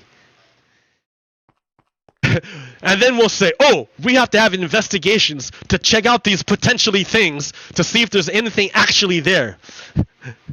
But you don't start investigations on potentially. You never start an investigation on potentially. Never. Never start investigations on potentially. It's never done on potentials. You start with actuals. Actuals. You need an actual to do an investigation. Not a potential. You need an actual. But Republicans don't care. They go by potentially. So what they're doing is they're trying to prove a crime by going after. They're saying a bunch of potentially to create an air of to insinuate an air of fear, uncertainty, and doubt and corruption around the Bidens, and then they're hunting for people who would substantiate their potentials, but they can't do it. They can't get anybody. The first guy who was gonna testify as to how Hunter and Joe Biden are corrupt and they're working with China, or not even China, that they're corrupt. The first guy was named Gao Luft. Turns out Gao Luft is a fucking Chinese spy, a Chinese government spy. Gao Luft works for the Chinese government. And the Republicans were like, "Oh, dude, you're a Chinese spy? Fucking come on in. If you can attack Joe Biden, we will let you on we will give you a platform." Republicans are like, "Fucking, we love Chinese spies. If they attack Joe Biden, we will give Chinese spies a platform to tell lies. If it hurts Joe and Hunter Biden." That's what Republicans did. But before Gao Luft could testify. Before he could testify, he's a Chinese spy. Before the Chinese spy could testify and say everything about Joe and Hunter Biden, before he could do it, he got arrested. Why? Because he's a fucking Chinese spy, dude. That's why he got arrested. Oh my God. Ugh. So Republicans couldn't call him up to testify because he's under oath, because he's a fucking Chinese spy and was arrested. So then, Republicans couldn't use that guy, but they found another guy. They found this other guy named Daniel Archer. Daniel Archer was going to be the guy to come testify and swear upon the oath, upon the Bible, that everything he was saying was true. And he was going to testify, that Joe and Hunter Biden are caught up with some Ukrainian scandal, that the Russian conspiracy theory is true. He was going to do it. And so what do? They had a closed door meeting so that, to keep the secrets out, make sure that no one heard anything they weren't supposed to, because this is explosive testimony. So Republicans held closed door, they're the ones who control it. So they held closed door meetings so no one could know what's going on, like right away. We have to wait until the transcripts are released. So this guy, Daniel Archer, goes into a closed door testimony. The Republicans made, on purpose, closed doors so no one can know what's going on. And the point was that he was going to testify as to crimes of Joe and Hunter Biden and substantiate the Russian conspiracy theory. So that happened, right? Closed door. After the closed door hearing, there are no transcripts. Nobody knows what went on inside. But the people the Congress people who went inside, they know what happened. They were there. They can tell you what happened. So out of the meeting, after the meeting is done, the closed door meeting is done, and everyone goes home, people come forward to tell their story about what happened. This is called making a narrative, creating a narrative. Remember, Republicans are trying to create an air of fear and uncertainty and doubt, a big fat cloud of insinuation. That's nothing. But they want to scare people. They want to like freak people out. So that's what they do. After the closed door meeting, I should have fucking did this in Minecraft. After the closed door meeting, everyone comes out and talks to the press, and they say, well. Press is like, well, what happened? What happened in that closed door meeting with Daniel Archer? So if you talk to Dan Goldman, this is what he says. Dan Goldman says, "I just left the interview of Devon Archer, and I was the only member who stayed for the whole time." So Daniel Goldman stayed the entire time. He did not leave. The other people left. The Republicans left, but but Daniel Goldman stayed the entire time. These are the facts by Daniel Goldman. Archer testified that Joe Biden never discussed any business with Hunter and his associates. Number 2, there was no bribe from Burisma to Joe or Hunter. So the big cloud of conspiracy that the Republicans have built up has just been dispelled by Daniel Goldman. It's just been dispelled. That's because it's a closed-door meeting. No one knows what happened inside except the people that were there. And this is one of the people that was there, and he was there the whole time. The other person that was there was a Republican. What did the Republicans say? So the Republican Scott Perry, he also went to the closed-door meeting, and he also heard the testimony of Devon Archer. And only these two people, So he said, Rep. Scott Perry said, Archer's testimony confirms that Joe Biden lied to the American people and continues to lie to the American people when he said he had no knowledge about Hunter's business dealings and was not involved whatsoever. Wait a minute. Oh my God, this hurts my head. This hurts my head. We have literally 2 different interpretations of the same thing. Open with Emacs. Emacs, there it is, no Max. We have literally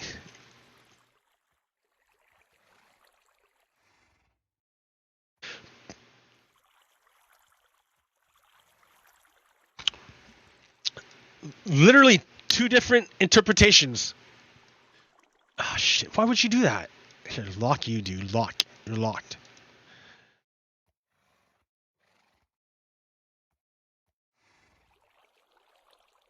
Infrared, there you go. Okay.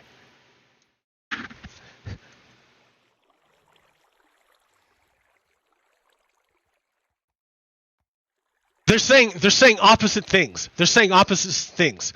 This guy is saying that Joe and Hunter Biden never discussed his business dealings and no bribe. This guy Scott Perry is saying that, oh yeah, Joe Biden and Hunter Biden are totally corrupt. Nudge, nudge, wink, wink. He doesn't say how. He insinuates it. You see? So Scott Perry insinuates, and Daniel Goldman says flat out, straight out. How do you know what's going on? Right? They're fighting for control of the narrative. So eventually, the transcripts come out, and we find out what was actually said. We're going to find out what was actually said.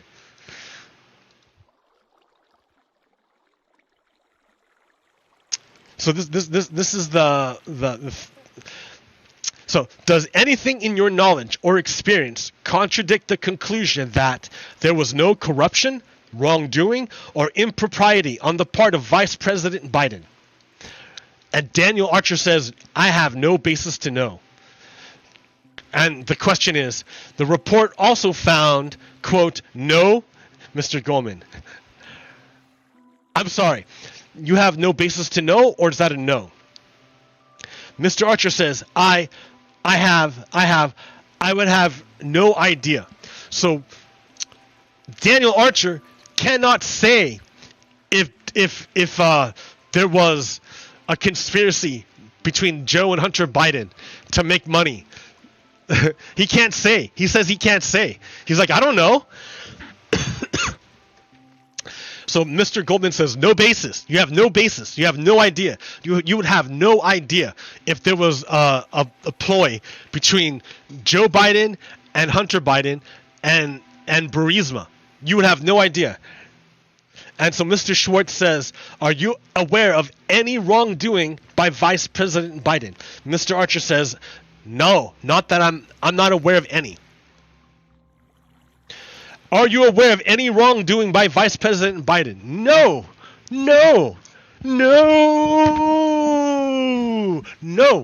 It's not there. It's not there.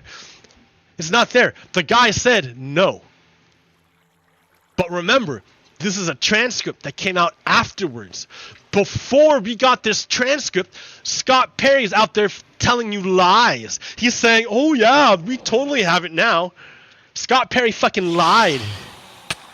Oh no! The bats, the bats. I can't stand out here.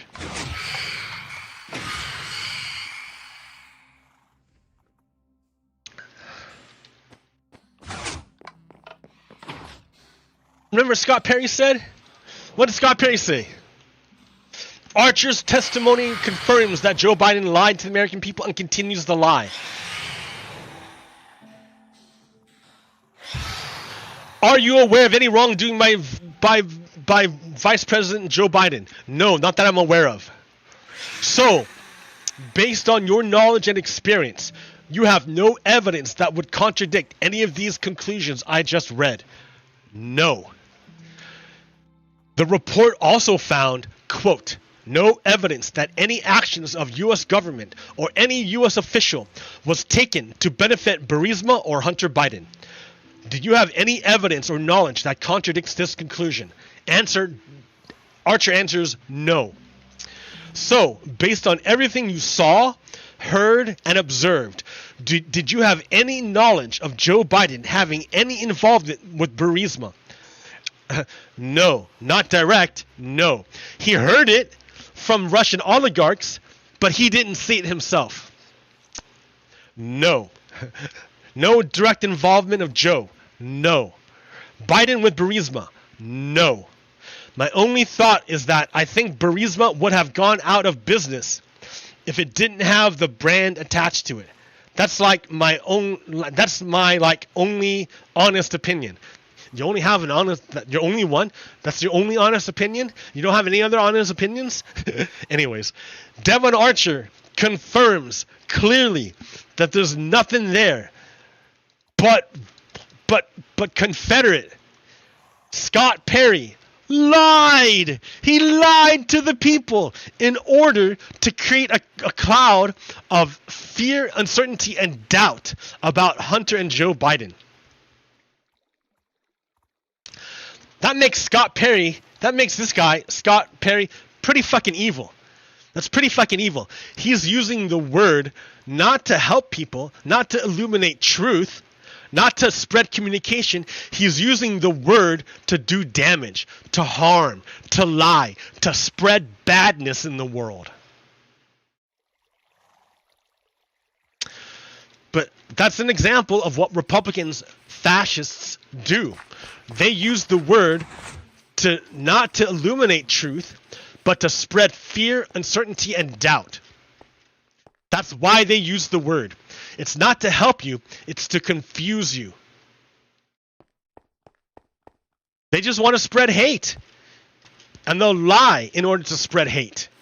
They lie. They bear false witness. Dudes, Scott Perry fucking lied about what the witness said. So Scott Perry bore false witness. I mean, I don't know what else to tell you guys. Republicans worship the white idol. So it doesn't matter if Scott Perry bore false witness. They will follow Donald Trump and the white idol regardless. Because for them, it's in service to a higher cause, which is white supremacy. They will overlook these transgressions as long as it's in service to white supremacy. That's why Donald Trump is their leader, dude. That's why he's their leader.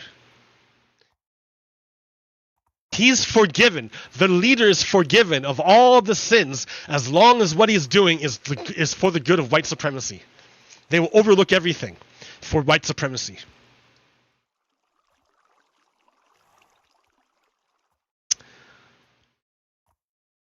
So, Donald Trump was warned by the judge not to talk about anything about the case. He was arraigned on the 3rd, which is like 3 days ago on Thursday. He was told by the judge, look, don't talk about your case to anybody who's related to the case. Don't even talk about your case. Just don't talk about it. What does Donald Trump do? Immediately, Donald Trump threatens the prosecutors. Immediately. The first thing he does on the 4th. He was arraigned on the 3rd. The next day, Donald Trump threatens the prosecutors, saying, if you go after me, I'm coming after you, prosecutors. Wow, that's like blatantly ignoring the judge. Like telling the judge to fuck off. Like straight up ignoring the judge. But it wasn't just once, right? It wasn't just once. He did it again. He did it again. Here he's threatening Mike Pence. Because Mike Pence testified against him. So now Donald Trump is threatening Mike Pence by targeting Mike Pence and hoping that his shadow army does violence to him through stochastic terrorism. So why, I mean, like that has to have a response. You can't let that go. You can't let that go. Why is Donald Trump doing these things? On purpose, he's trying to like taint the jury pool. Because like, why would he do that? Oh, he's doing it on purpose. It appears Trump's strategy is now to attempt to intentionally taint his DC jury pool against himself by trashing the city of DC. Only the twisted mind of this deviant could come up with such a scheme. Because on his way to DC, Donald Trump gave a speech about how much he hates DC and how trashy it was. So he's saying, oh, look how shitty this town is. Look how shitty DC is. Look how bad DC is. Then he's going to go in front of the judge and say, oh, look, judge, I can't get a fair trial in this town. Everyone hates me because of what I said.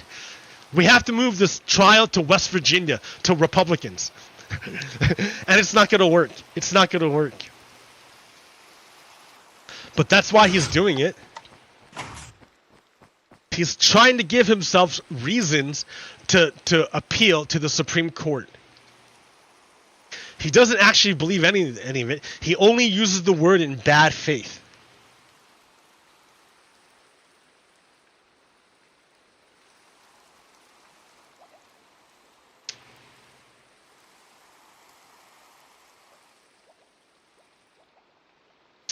So listen, look at the GOP election pitch. So Republicans, yes, we tried to overthrow the U.S. government, but we failed. Our last three presidents brought recessions and higher deficits. We want the planet to warm faster, more kids to die in schools, tens of millions to lose health insurance. Slavery was good. Child labor too. This is the Republican pitch. Americans first, except when it comes to Russia and Saudi Arabia. No, the war on terror, Iraq, and Afghanistan wars were not the biggest foreign policy disasters in U.S. history. You thought the Dred Scott decision was bad? Wait till you meet the Roberts Court.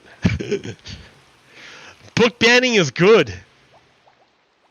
Our largest political donor, our largest political organization is pretending to be a news organization and was found guilty of lying to our viewers to aid an insurrection against the United States. That's Fox News. Russia, can you hear me? Tried to crash U.S. global economies to hurt Biden, but failed at that too. So you can see Republicans are literally enemies of the United States. They're literally enemies of the United States. Look at their platforms. Look at what they've done. That's not what they're saying. It's what they've done. It's what they've done. Republicans are literally enemies of the United States.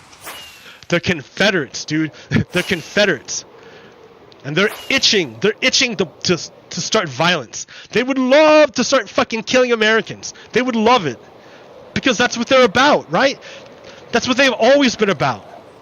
That's what Confederacy has always been about. There's no human rights in the Confederacy. They don't care. There's no democracy in the Confederacy. They don't care. For the Confederacy, it's pure power. It's all about power for the elites. It's all about serving the white idol of white supremacy. That's their number one concern, their number one goal. They will never ever stop.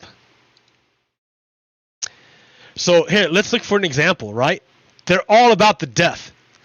So this chart shows excess deaths rates by county, and they compared by vaccination rates. So deaths relative to 2019, and then June 1st, 2022 vaccination rates. So before the vaccine happened, Republicans and Democratic counties were dying in about the same rate. No matter what, right? Before we had a vaccine, it didn't matter if you were a Democrat or Republican. You were dying. You were dying.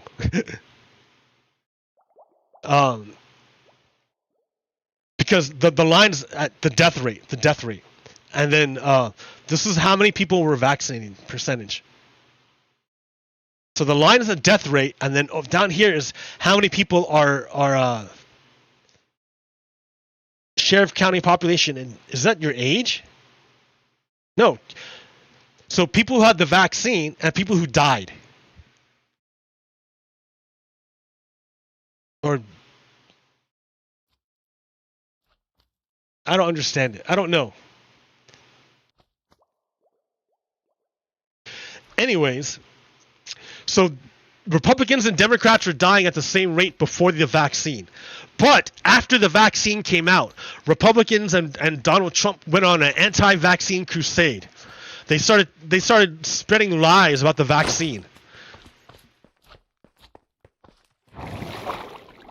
And that created, and all the lies they told about the vaccine created a hesitancy in Republicans who followed Donald Trump. And that hesitancy, because people didn't get vaccinated, because Donald Trump told them not to, that meant they died a lot more than Democrats. So remember, Republicans don't care about you. They will literally kill you in order to get power. They will literally kill you to get power. Look, they will literally kill you through the use of the word and lies to get power.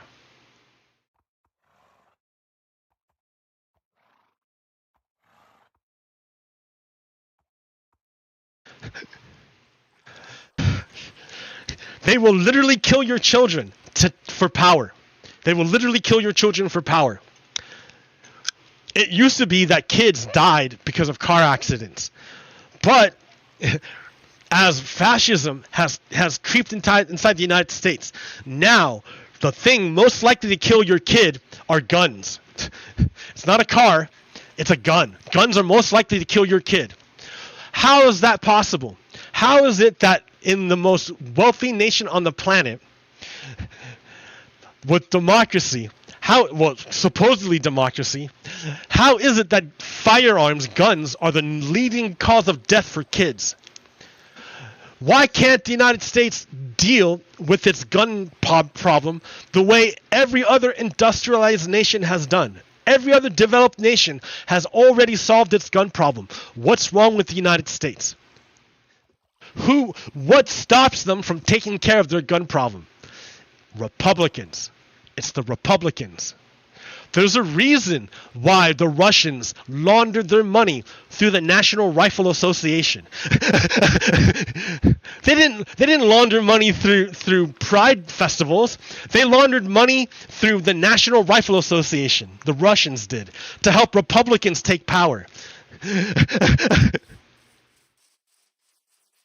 Because guns kill kids. It's a problem. And Republicans like the problem because they rule by power.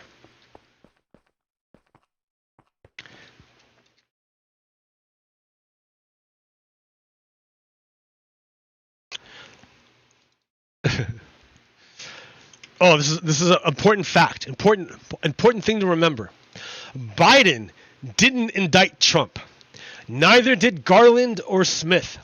A grand jury of his peers indicted Trump. The only person to blame for Donald Trump's indictment is Donald Trump. It's stupid to blame Biden.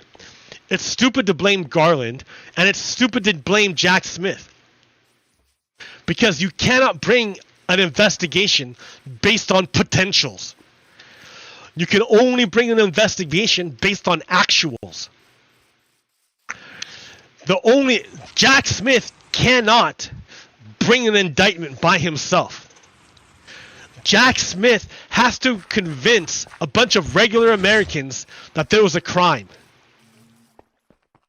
He can't do it by himself. And he can't tell them, potentially there's a crime here. He can't say, potentially we might find something. He has to show them actual stuff. He has to actually show them actual evidence of actual crimes. Otherwise, the jury is like, what do you mean potentially? You're telling me there's nothing actually there. You can't show me anything. You can't bring any witnesses in. So let's imagine, right? I'm on the grand jury, and I'm like, and Jack Smith wants to bring charges against Donald Trump. Jack Smith, and I'm on the grand jury. Let's assume that Donald Trump didn't do anything, okay? No, let's change it. Let's say that we're doing Joe Biden. We're doing Joe Biden, not Donald Trump. We're doing Joe Biden. And Jack Smith is going to bring charges against Joe Biden based on potentials. Potentials. There's nothing actually there. There's no proof of actual anything. Nothing. There's no proof of it. No proof. You have potentially. That's all you have. So Jack Smith is doing his investigation, and he calls in this Devon Archer guy. Devon Archer guy says, no, I didn't actually see anything. I heard rumors from Russians, but I didn't actually see anything. And then Gal Luft is going to come testify, but he can't because he's a Chinese spy. So, can you trust the words of a Chinese spy?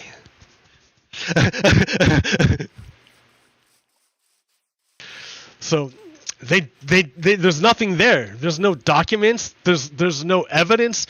There's literally nothing. So Jack Smith convenes a special counsel or a grand jury, and I'm sitting on the grand jury, and I'm sitting there, and Jack Smith comes in and says, all right, potentially Joe Biden has these crimes. I cannot show you any witnesses, and I can't show you any documents. I don't have any actual evidence, but potentially Joe Biden has broken these laws, potentially. I want you to sign this piece of paper saying that you believe Joe Biden broke these laws based on what I've given you. On the evidence I've shown you. And the evidence I've shown you is nothing. All I have are potentialities, but no actuals. Am I going to sign my name on that piece of paper? Hell no. Hell no. I'm not putting my name on that. That's bullshit. There's nothing there. That's the government using its power to go after a private citizen or after a person for no reason. You can't do that. That's scary to think the government could just go after people like that. That we fought a war to not have that. It used to be like that. It used to be like that when we had when English people and when Italian people and French people and all those European people, before they came to the United States, they used to live under king. And under a king, you don't get a trial. You don't have a trial. Like you get nothing. If someone above you points to you and says something, you're fucking dead. There's nothing you can do. You're dead. The government comes and kills you or takes your shit. If all it takes is someone to point at you, someone higher than you, all it takes is someone above you to point at you and say something, and you're dead. That's it. Under the king. But when the United States experiment started, we said that's not just. That's not right. You can't do that. The government can't just come and fucking jack someone's shit and kill someone just because some other person said so. You have to put them on trial.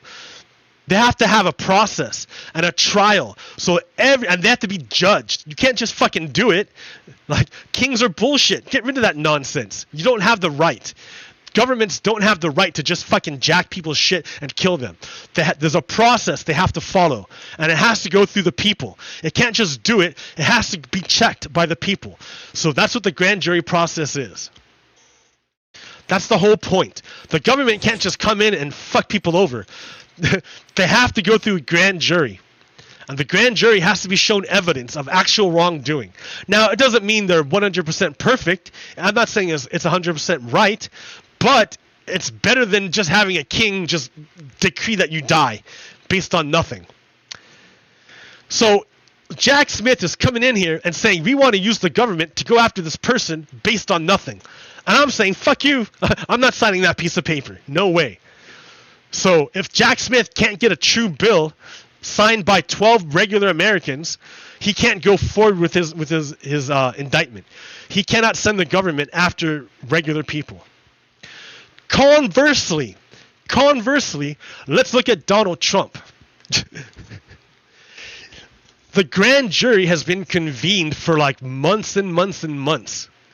Not just a couple days, months and months and months. Why would a grand jury be convened for so long? Because Jack Smith has an endless stream of witnesses and evidence to show the grand jury that Donald Trump did bad things and he broke the law. An endless stream. Remember, Mike Pence himself testified in front of the grand jury back in April, months ago. Do you think Mike Pence testified and said, oh, I did not see Donald Trump do any crimes? Bullshit. Bullshit. He was in the meeting when he was chosen as the fall guy. There was a meeting a few days before the January 6th insurrection that Mike Pence attended. And it was at that meeting where Mike Pence was chosen to delay the certification of the vote by not accepting the certification. It was according to the coup, it was Mike Pence's job to not accept the certification. But Mike Pence refused to do it. He refused to do it. That's why that's why Donald Trump threatened to kill him with a mob because Mike Pence didn't do his part of the coup. And then he testified as to what was his part of the coup. So let me think. The grand jury heard months and months and months of testimony against Donald Trump. They saw pages and pages and pages of evidence proving that Donald Trump did what he did. So it's regular Americans who indicted Donald Trump. It wasn't Joe Biden. It wasn't Jack Smith. It wasn't Merrick Garland. It was regular Americans who saw the evidence and said, yeah, we think this guy did something bad. All right, government, go ahead. Go ahead, government. Use your power. The citizens give you our okay. Go ahead and use your power. We're not a king. The government is checked by the people.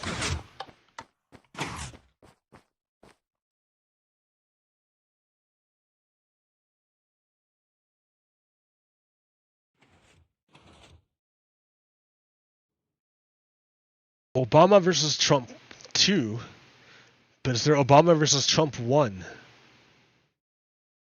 I don't see it. Oh yeah, here. Per Axios this morning, Trump is roughly the 1,097th person indicted for January 6th related crimes. Marinate in that. More than 1,000 people have already been charged in connection with the disruption he allegedly exploited and who went to the Capitol at his direction. Meanwhile, given what went down in the dining room of the Oval Office on January 6th, as discussed in indictment paragraphs 108 to 111, and throughout the January 6th report, Lisa Rubin was struck by a former White House photographer, Pete Souza's description of that dining room during the Obama tenure. Obama, Souza said, kept a George Healey painting in that dining room called The Peacemakers. Souza writes, it depicts the historic March 27th, 1865 strategy session by the Union High Command during the final days of the Civil War.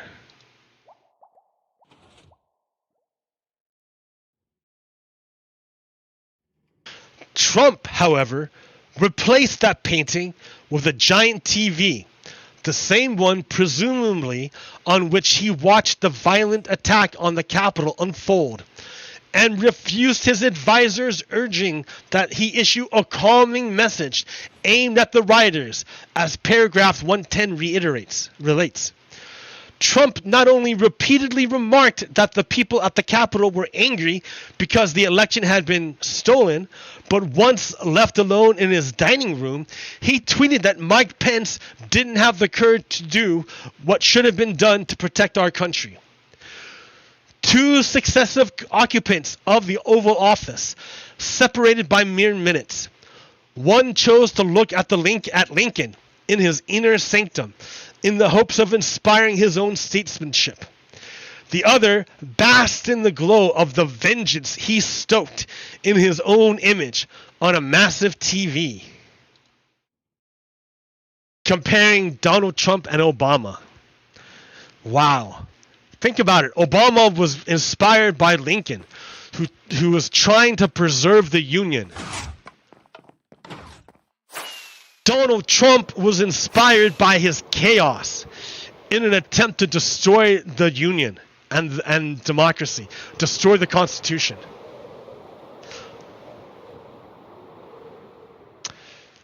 I can't believe anyone would willingly admit that they're a supporter of Donald Trump. They're essentially saying, yeah, I'm a big fat traitor. I'm a big fat traitor. That's me.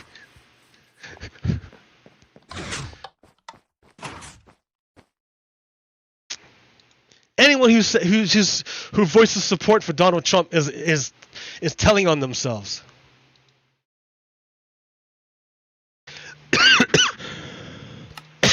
Republican projection. The reason why Republicans think the indictment dropped as a distraction and that the DOJ exists only as a weapon of the Biden administration is because it's what they would do, so they assume it must be the case. In other words, Republicans look at the government as a weapon to attack the enemies of Republicans. That's what Donald Trump did and that's what Republicans do right now with the House committees.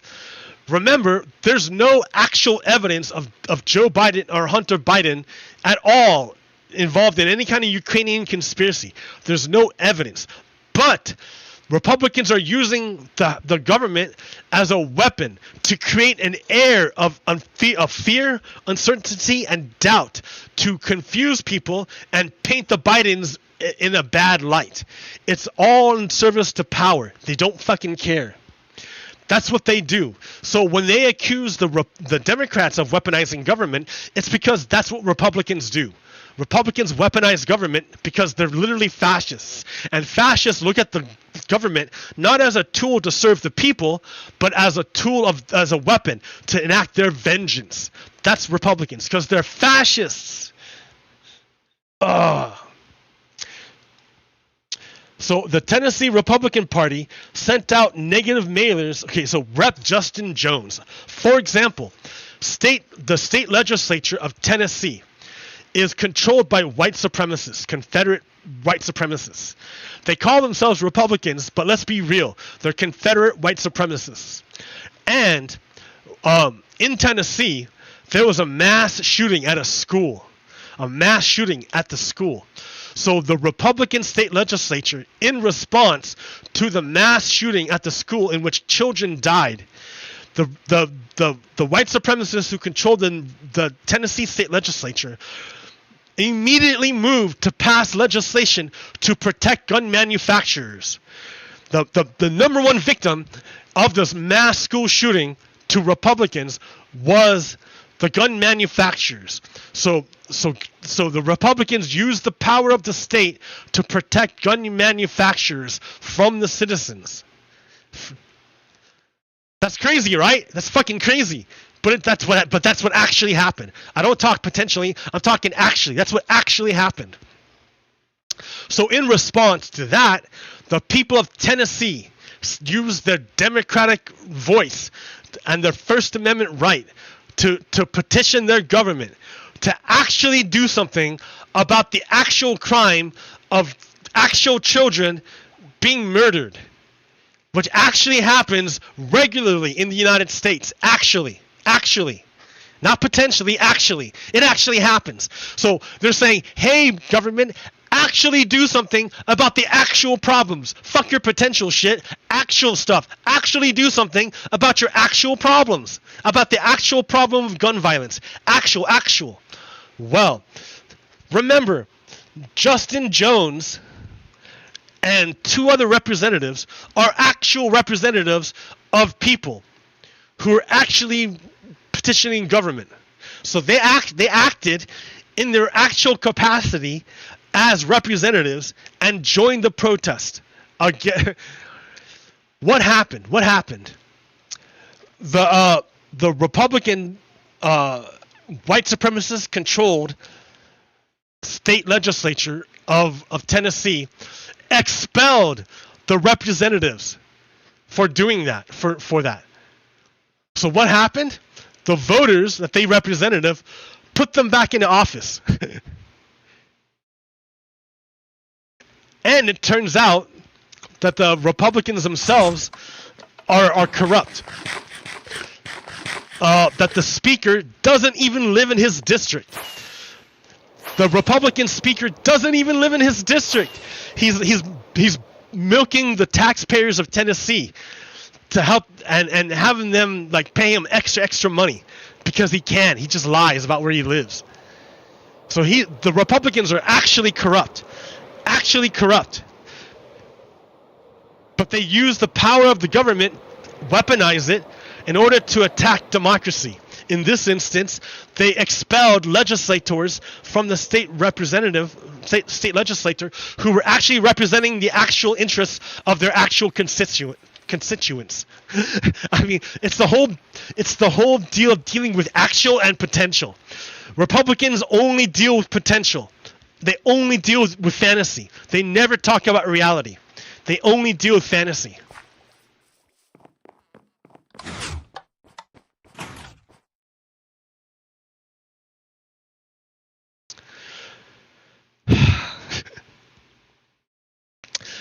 Hey, Jack Smith, why don't you talk? You're better than talking than I am. Good evening.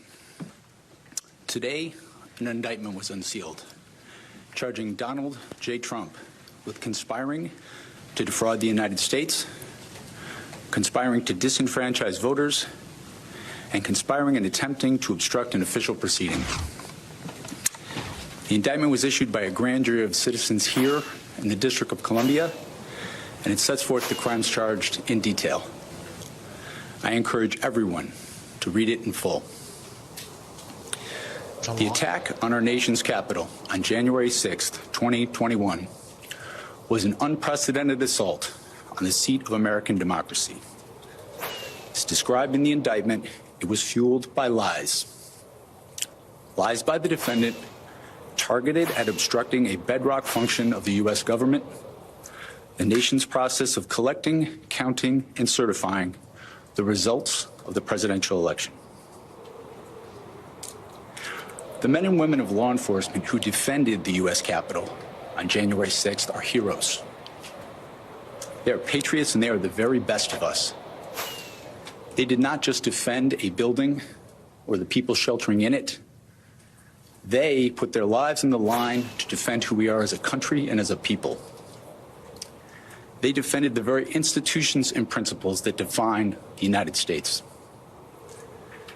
Since the attack on our Capitol, the Department of Justice has remained committed to ensuring accountability for those criminally responsible for what happened that day. This case is brought consistent with that commitment, and our investigation of other individuals continues. In this case, my office will seek a speedy trial so that our evidence can be tested in court and judged by a jury of citizens. In the meantime, I must emphasize that the indictment is only an allegation and that the defendant must be presumed innocent until proven guilty beyond a reasonable doubt in a court of law.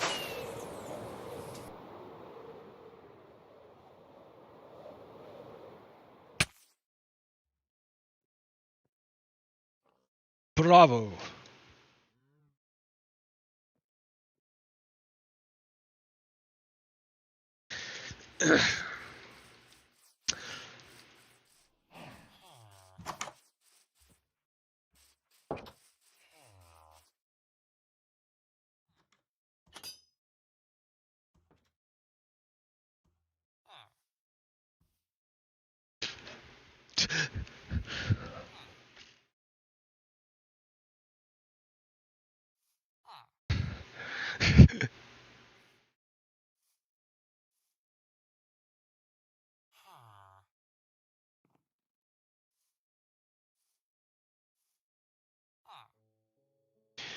Ukraine.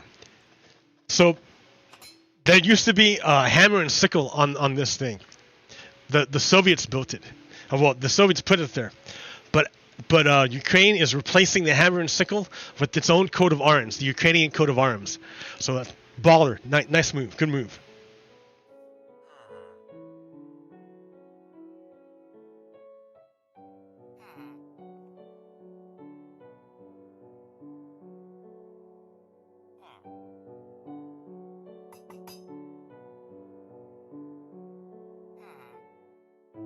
Scott Adams is a fascist. Scott Adams is a artist who made the comic Dilbert, which is a dumb corporate comic. So look at how Donald Trump is threatening everyone, right? This is a command to his shadow army. This is a command to his shadow army. He's commanding his shadow army to target Mike Pence. And a shadow army listens. Listen to this guy. Scott Adams is a fascist, right? He's a fascist. And this is what he does. He threatens violence. It's useful for Scott Adams says it's useful for Democrats to understand that if Trump spends a minute in jail, all the rules are suspended. In other words, Scott Adams says if the Americans, if the jury of his peers, of regular Americans, finds Donald Trump guilty of breaking American laws, and that Donald Trump has to suffer the consequences of breaking laws, Dilbert dude here is saying that he's no longer going to abide by laws. He's going to become an outlaw. That's what Dilbert's saying here. That's Dilbert Scott Adams is saying he's going to become an outlaw if the Americans hold Donald Trump accountable. That's the response that Donald Trump is shooting for when he puts out this thing. Donald Trump puts out the call. His shadow army hears the call and responds. Yes, Donald Trump, we will become outlaws in your defense. That's what they're saying. Just like the Confederates. Remember, the Confederates were the ones who have attacked the Union. The North didn't attack the South. The United States didn't attack the Confederates. The Confederates fired on Fort Sumter. The Confederates did. The Confederates fired on it. The Confederates started the war. This guy is a Confederate, and he says, I'm ready to start the war. That's what Donald Trump is doing. He's calling out to a shadow army of Confederates to start the war.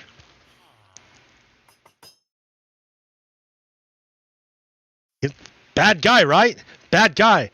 That's why I think the United States should put Donald Trump on trial for treason. And if the United States, if Donald Trump is found guilty by his peers of treason, I believe the United States should use the lawful penalty of death. The death penalty on Donald Trump. He is too dangerous to be left alive. I mean, by giving Donald Trump a prison of 10 years, that's essentially like a prison death sentence. He's not going to last 10 years in prison, Donald Trump. It's like the same thing. But because Donald Trump has used and called for the death penalty himself many times, I think it's only fitting that the United States utilize the death penalty on Donald Trump. He's literally trying to start a civil war in the United States. He literally tried to overthrow our democracy. He literally worked with Russia to overthrow our country. I think the death penalty is warranted in this situation.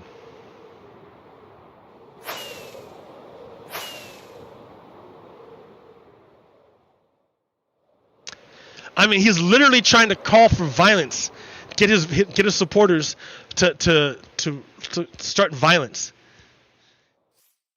Yeah, you can't let a guy like that go. You got to give him the death penalty.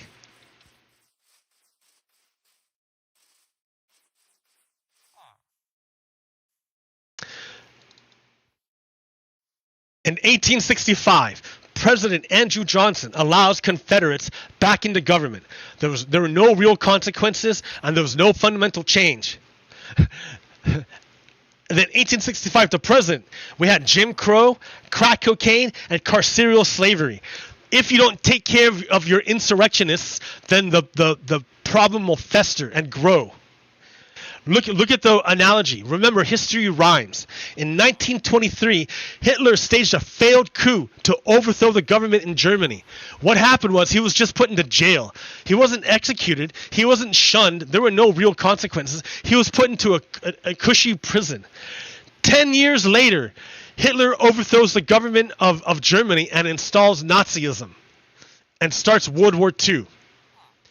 If you don't take care of the problem, it will fester and get worse. If you don't take care of Donald Trump, it will get worse. The United States should put Donald Trump on trial for treason. If Donald Trump is found guilty of treason, the United States should give Donald Trump the penalty of death as per its laws.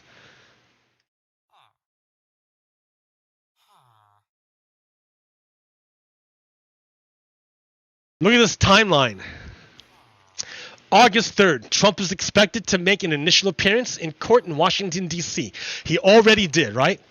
August 23rd, the first Republican primary debate takes place in Milwaukee. Fox News is the host. So Donald Trump is going to be on television and try to win the Republican nomination for president after he's been indicted. Remember what he's trying to do. He wants to start a civil war in the United States. So you can expect him to use this platform to call for violence. September 1st, the date by which Fulton County District Attorney Fannie Willis says she will announce any charging decisions in her investigation of Donald Trump's efforts to overturn the 2020 election results in Georgia. I think she's going to do it tomorrow on August 7th. There's a chance she'll do it tomorrow on August 7th because they've already got barriers set up around the courthouse and they've already blocked off traffic there. Something's going to happen. January 15th, 2024, the Republican Iowa caucus takes place. So Donald Trump might have a fifth indictment against him by the time he gets to January 15th, when they do the next big debate. So Republicans are going to get a good eyeful of Donald Trump saying, God, he's indicted 4 different ways. He's broken a shit ton of laws, and he's trying to start a civil war. Oh, Republicans must love that guy. He must reflect all the values of Republicans. He's a traitor. He has no loyalty. He lies with ease. He instigates violence. He doesn't believe in the rule of law. That seems like everything Republicans go after. No wonder he's the #1 leader for the Republican Party. Donald Trump just is everything Republicans ever dreamed. Oh, on January 15th, that same day, the same day that the Republican Iowa caucus takes place, Donald Trump has another trial for his for a sexual assault of Jean Carroll. He sexually assaulted Jean Carroll, and then he told a bunch of lies about Jean Carroll in order to discredit her and get away with sexually assaulting her. Well, he lost that court case. He's a sexual assaulter at this point. The judge calls him a rapist. So he, at the same day that Donald Trump is going to be on stage, trying to win that Republican nomination, he's also going on trial, the second trial, for being a rapist. All the things Donald Trump does is the things that Republicans love. He reflects all their values. Donald Trump reflects all their values, Republican values.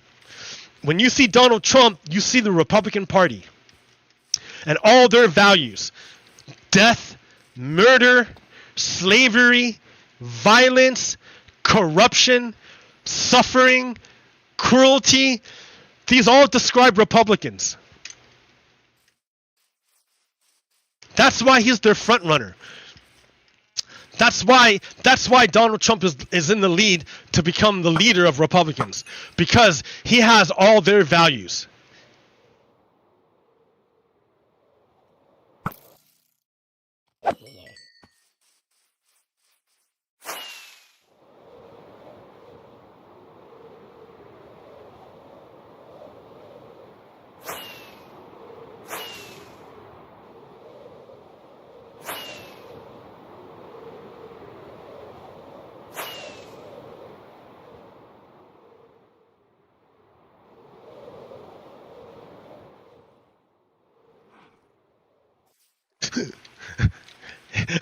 Any landing you can walk away from is a good landing. Okay. February 3rd, South Carolina GOP primary. March 5th, Super Tuesday. Like, ooh, all right. That's the time when like a whole bunch of states decide on who's going to be the Republican nominee. And then after that, Trump's criminal trial on classified documents happens. So it could be by the time that his other trials take place that Donald Trump cements his control of the Republican Party. So remember, Donald Trump represents everything Republicans find important. He's a liar. He's a rapist. He's an adulterer. He's a thief. He's a traitor. He indulges in violence. He peddles hate and lies. All these things that Republicans love, he does. So they're going to be like, yeah, that's our guy. He's the best of us. And so we know who the best of Republicans are. A man who truly represents their values. And who you can judge the rest of Republicans by their leader. And you might say, well, Robert, or Pogokiro, that's a pretty broad brush, right? That's a pretty broad brush to paint all Republicans with the brush of Donald Trump. I'm like, no, it's not. No. You have a choice if you want to belong to the Republican Party. It's not something you're born with. It's not something that's inflicted upon you. It's not something that you can't scrub off no matter what. You choose to be in the Republican Party. You choose to associate with those people. You choose to have your leader be an evil man. You choose to do it. It's your choice to belong to an evil party. It's your choice to say that, yes, I believe in all these evil things. It's your choice.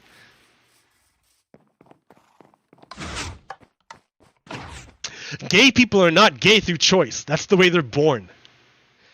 Like, but Republican people are Republicans by choice. They choose to be Republicans. They see Donald Trump's breaking the law. They see his rape. They see his sexual assault. They see his fraud. They see his corruption. They see his disloyalty. And they say, that's the kind of guy that reflects my values.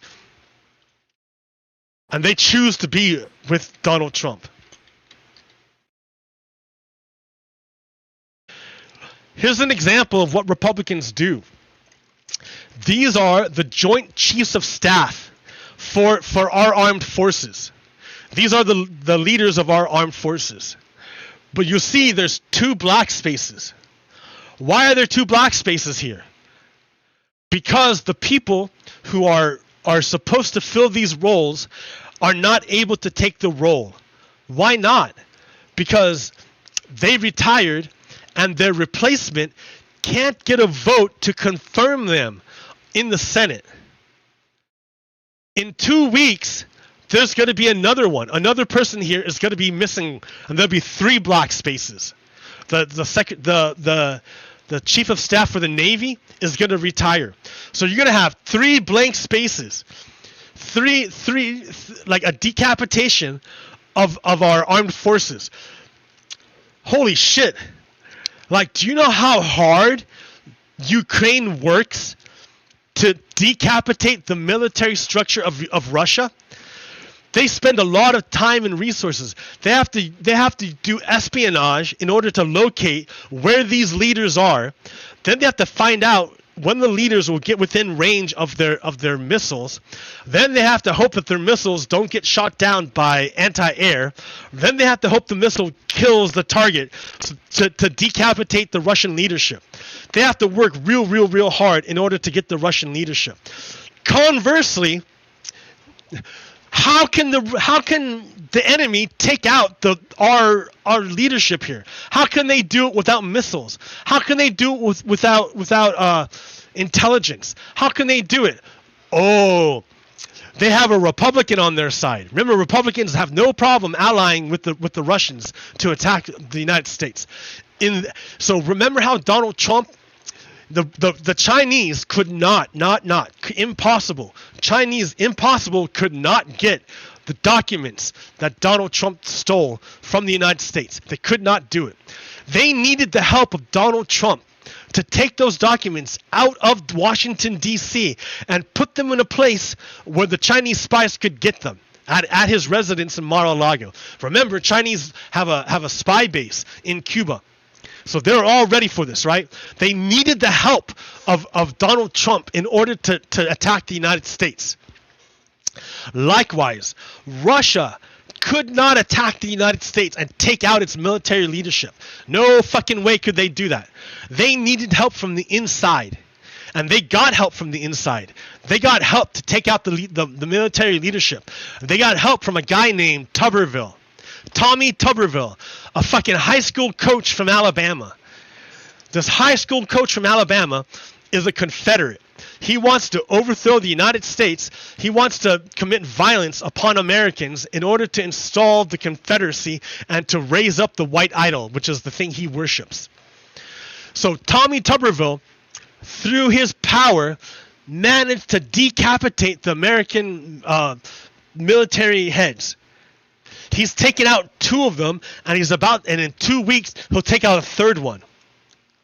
So that's almost half the military leadership that Tommy Tuberville managed to take out on behalf of the Russians, on behalf of the Chinese, right? Because, like, I don't know how much army we're going to use in a battle with China.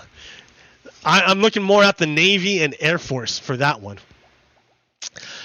And the Navy guy is going to retire in 2 weeks, and the replacement can't get there because Tommy Tuberville is blocking it. Why? I would think this is a bad thing. You would think the Republicans of Alabama would tell him, "Hey, dude, you're threatening all of Americans' national security by doing this. Why don't you do it?" Why doesn't his voters tell him to stop? Remember, his voters are Republicans too. So they too share the values of Donald Trump.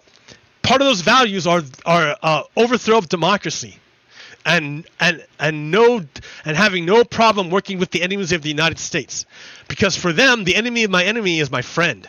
So if Russia and China are against the United States, then that means Republicans are friends with Russia and China. And this is how it plays out. Republicans can't actually, China and Russia can't actually physically attack our military heads, the heads of our military. But they can use their Confederate allies in the government to do it for them. This is effectively the same thing as using violence to kill them. Right? The same thing Ukraine is doing to weaken the military leadership against Russia, the Chinese and Russians and Confederates are doing to Americans. And this is how. And he can do it because the Republican Confederate voters in Alabama give him that power. The Republican voters give him that power. He's doing their bidding. They're like, "Oh, you're attacking the United States. Good job. Here's my vote." That's what they're doing.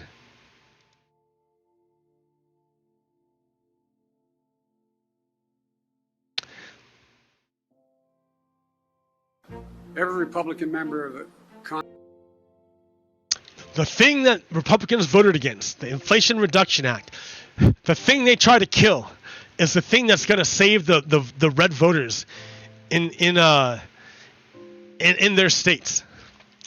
The voters of Alabama, the Republican voters of Alabama, may be Confederates. Maybe they're trying to attack the United States.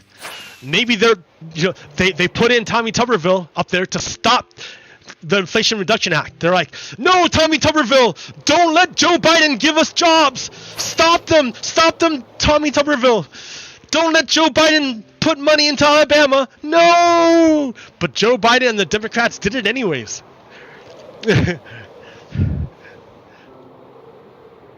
maybe these Confederates will stop being Confederates and start being Americans.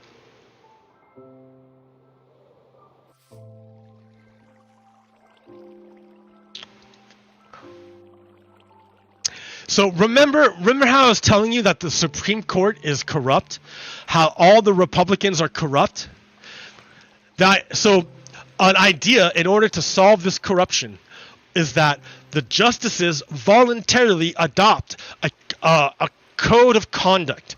The justices voluntarily agree to follow a code of conduct that they would all create together and make a code of conduct and say all the judges have to follow this code of conduct or you get in trouble. Right? Isn't that a good idea? You know, because all these judges are doing bad things. All these judges are doing bad things. These Republican judges. It would make sense that in order, and then once the Republicans judges do bad things, they pass on rulings, and everyone knows the rulings are corrupt. They're not real because the judges are only doing that because they're biased because of all their other bullshit and by their actions. It's not just actual things they do. Actual things, not potentially, actually there. So the idea is, why don't we adopt a code of conduct? Why don't we do something in order to make sure that this doesn't happen? Justice Kagan. That Congress is currently debating whether to impose a code of ethics on the Supreme Court. And last week, one of your colleagues actually said that Congress cannot do that. And I'm curious. Yeah, Justice Alito, Sammy Alito. Remember Sammy Alito? He's getting money.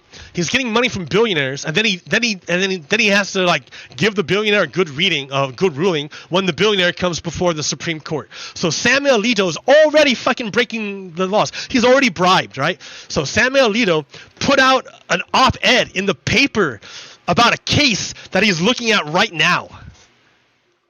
How corrupt are you, Sammy Alito? He's super corrupt. Sammy Alito, corrupt dude, said that Congress cannot put any regulations on the Supreme Court. That the Supreme Court is above any regulation of Congress. It's the highest thing in the United States, higher than the president, higher than anything. That you can't do anything to limit the Supreme Court. That's what Sammy Alito said. Remember, Sammy Alito was currently bribed, receiving bribes from a billionaire.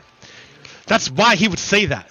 Justice Kagan is not receiving bribes from billionaires. She's not taking kickdowns from people.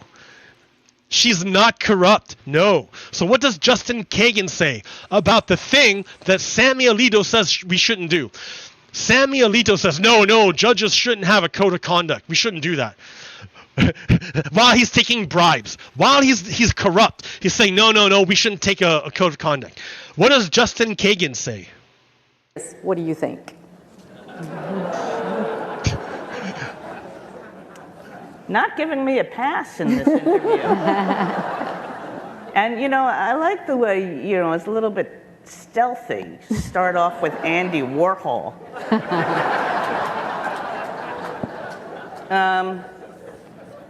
Okay. I did read that interview. I found it a little bit hard, honestly, because of the way the interview was written, to know what my colleague, I don't want to be like he who shall not be named, it was Justice Alito, what question he was answering exactly, just because of the way the thing was written.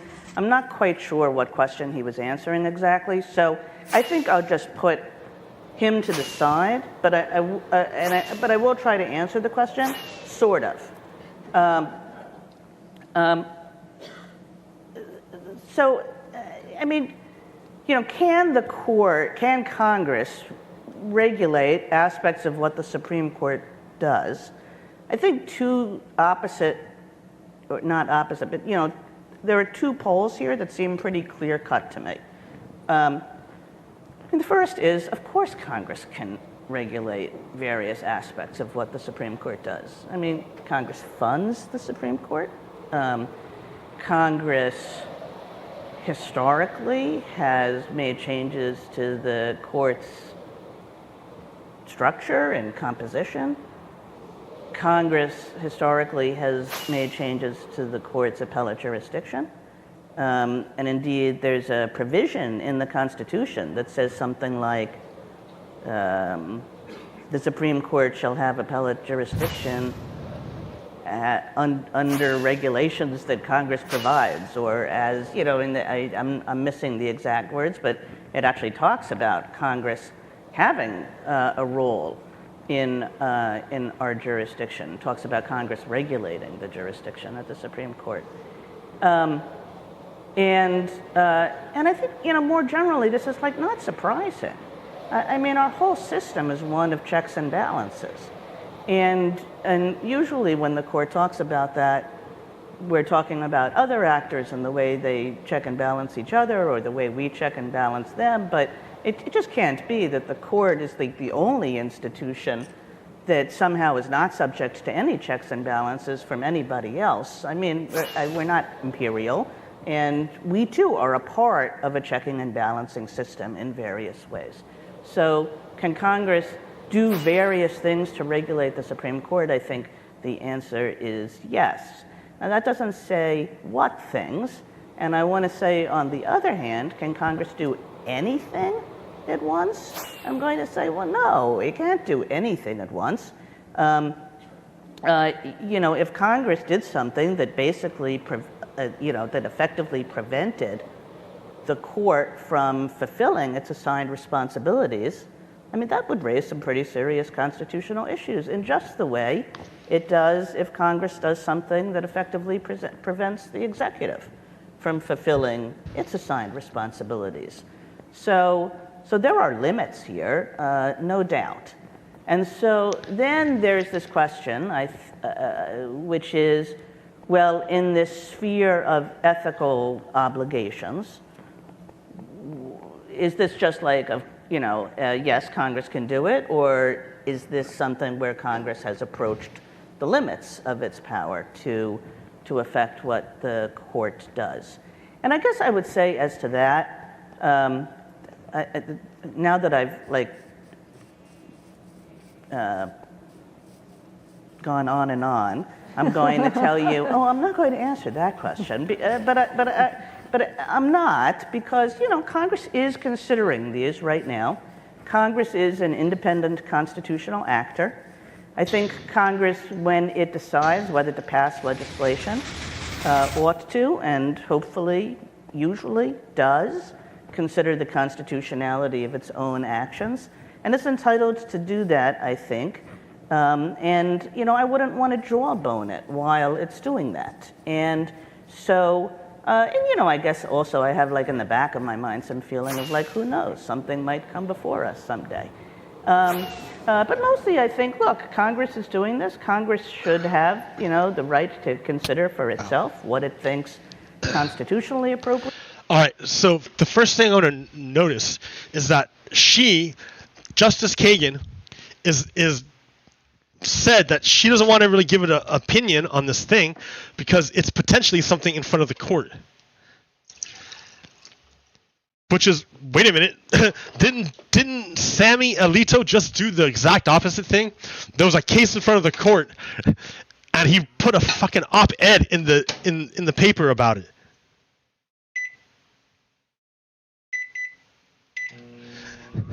Like, already you can see the difference between Sammy Alito and Justice Kagan. Justice Kagan, you can see, has actual ethics. Actually, she's actually exercising her ethics. You can see it right in front of her. She's doing it right there. Of course she is. Of course. Dude, that's hella loud. I mean, have I not altered the... Oh, yeah, I did. I put it back. It's... Oh, shit, dude. It's so loud. All right. It's actually there.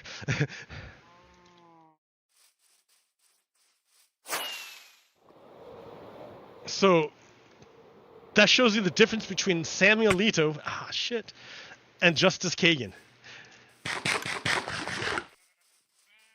Sammy Alito said, Congress can't regulate us, we're above the law, and oh, by the way, I'm taking bribes from a billionaire, and I'm going to write this op-ed in the paper about a case that's before me right now.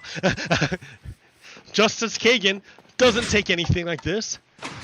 Her answer is like, yes, Congress can regulate us, but I can't tell you too much about it because, like, it might potentially come before us as a case. and I don't want to like prejudge it. Like look at her, dude. She's got awesome integrity. Justice Kagan has awesome integrity. That's a smart woman. That woman is smart. She's smarter than me. At least in law, for sure, dude. And she has a very good view of like how about the balance between the Congress and the court. Just the balances. Okay. And otherwise appropriate. And, you know, if it comes out with something, then we'll have a chance to say something about it. But I will say this, that regardless of what Congress does, the court can do stuff, you know? So, I mean, one of the reasons we've never really confronted these, there's not a whole lot of law or precedent in this area of what Congress can do with respect to imposing ethical rules on the court, and the reason is that the court has acted voluntarily to subject itself to various rules. And one of the things that the Chief Justice sent to Congress this past spring was a statement that all 9 of us signed that talked about all the rules that we do follow, that we have decided to follow. And, you know, essentially that we say we'll follow them just like other judges follow them, even though the court is, unlike other judges, a distinct, constitutionally created entity. But, you know, we have undertaken to file financial disclosure reports and to limit the gifts we receive and to limit our outside income and to do a variety of things. And we've also made clear that we are guided by the standard code of conduct that applies to all other federal judges. Now, when we've said that, we have noted that there are certain ways in which we are different from other federal judges. I think that the usual example is that recusal operates a little bit differently, when recusal means that you will not be replaced by anybody. And there may be other differences as well. But you know, we could decide to adopt a code of conduct of our own that either follows or decides in certain instances not to follow the standard code of conduct. And that would remove this question of what can Congress do, or at least, you know, it would put it in a different light if Congress continued to act. And, you know, look, it's not a secret for me to say, and there's been, that, you know, we have been discussing this issue. And it won't be a surprise to know that the 9 of us have a variety of views about this, as about most things. You know, we're 9 free-thinking individuals, and so you know, what the Chief Justice said most recently, and I want actually not to get out in front of the Chief Justice on this issue. But he said most recently, I was there, he was accepting a great award from the ALI, a deserved award, the Henry Friendly Award. And in his acceptance remarks, he talked about this issue, and he said that, you know, he was determined, as we all are determined, to comply with the highest ethical standards, and that we were continuing to engage on the issue of what additional measures we could take to ensure that result. And so we are, and so we will. And, you know, this is, it's a hard thing to figure out exactly how we're alike and how we're different from other judges. It's a hard thing to get as much consensus as you can in the way that we like to do. But I hope that that we will make some progress in this area of the kind that the Chief Justice talked about, and maybe put the question of what can Congress do or what can Congress not do, maybe take that out of play. All right, Justin Kagan. Our Supreme Court is messed up. It's messed up.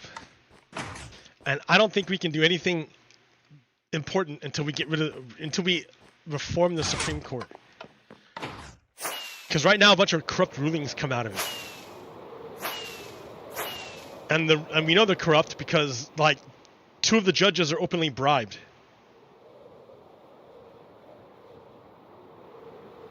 At least 2 judges are openly bribed.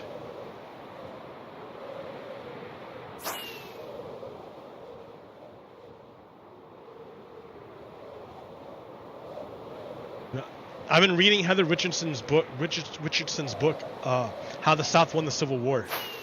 Man, it's awful about how the West was taken over by racists.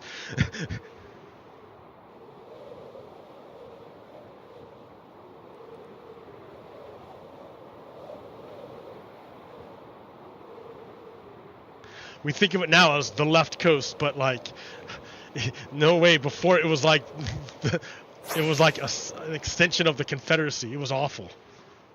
I don't have any details right now, like, because I can't pull it up in my head. But yeah, I remember reading it. But I need to read. I have the other book by Elie Mystal, A Black Guy's Guide to the Constitution. I need to read that because I'm sure he talks about how to reform the Supreme Court. I have that book. I should do it this afternoon. Just go get a cup of coffee and go read some of it. I was trying to like convince myself to go out last night, and like, where would I go? I don't drink alcohol. I mean, I did. I drank alcohol on Friday night and a glass of wine, and it made me hungover and sick on Saturday morning. So I didn't feel good for anything on Saturday. I kind of wasted Saturday. But what do you do at night, like, by yourself, if you don't go out and drink alcohol? Like,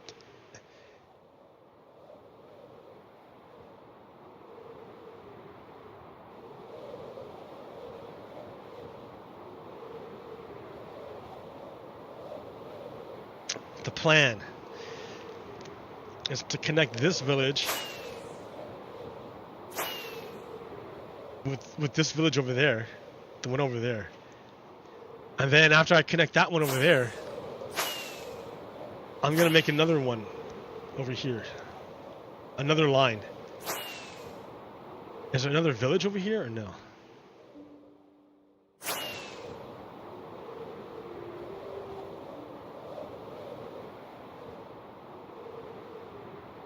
I don't see any other villages over here.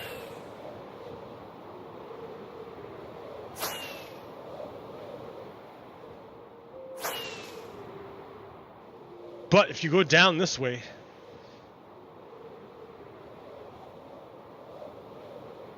there's this village, the Plains village. So I want to connect these 2 villages, that one there with the one over here.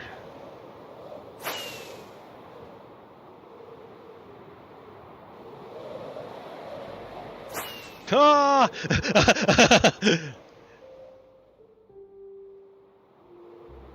Yeah, I'll just connect them. That way it'll be a square. Ooh, I would have squared it off then. And then I'll make all this internal area mine.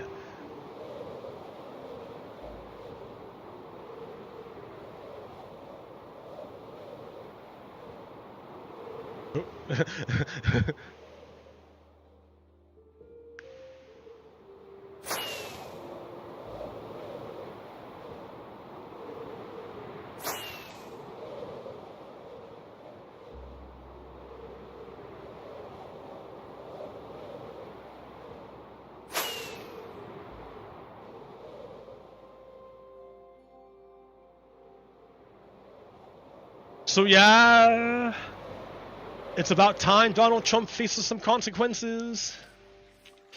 It's been so long. I'm rather excited. I'm not really excited, but it's a good thing. It's a good thing that Donald Trump is facing consequences for his stuff. All right. Unemployment is about where it was before the pandemic. Listen, the uterus is a tip jar, not a bank. What you drop in it is theirs, and they can do with it what they want. Oh, jeez. Okay. This poem. We are so screwed. So don't tell us that we can't imagine a healthy planet, because at the end of the day, it's too late to fix the climate crisis. And we refuse to believe we need to demand a livable future because we don't have a choice. Now, read this bottom up. Because we don't have a choice, we need to demand a livable future. And we refuse to believe it's too late to fix the climate crisis. Because at the end of the day, we can't imagine a healthy planet. So don't tell us that we're all screwed. Fight back. We can do it.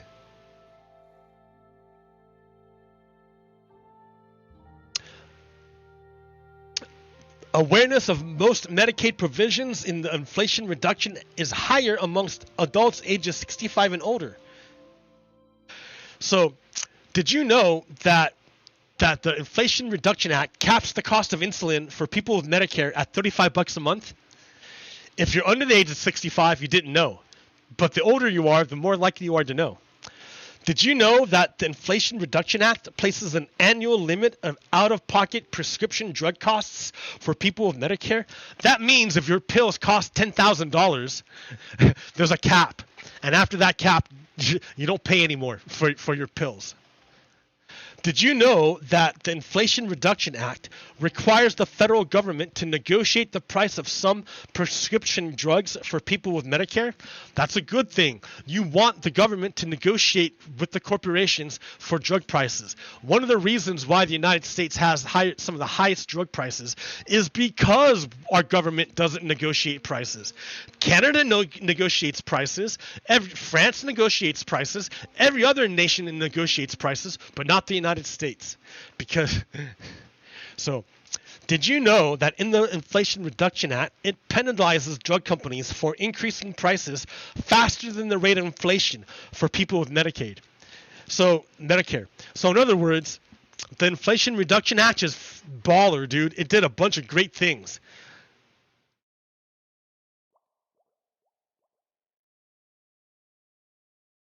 No, not that one.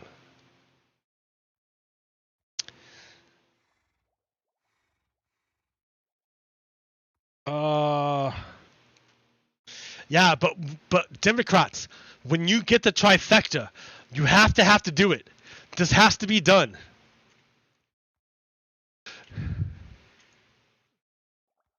You know the scene, right? You know the scene. It already happened once. In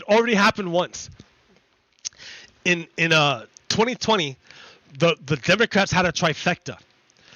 And instead of getting rid of the filibuster right away with their trifecta power, instead the neoliberal Democrats held on to the filibuster. And what happened was that nothing good could get passed. The Inflation Reduction Act is a shadow of what it could have been. But the neoliberals, which is Kristen Sinema and Joe Manchin and Sinema, used the power of the filibuster against the Democrats and helped the Republicans weaken the Inflation Reduction Act. So that's the thing. You either need to win so many Democratic Senate seats that you can override the filibuster, or on the first day of power, you get rid of the filibuster. You have to get rid of the filibuster.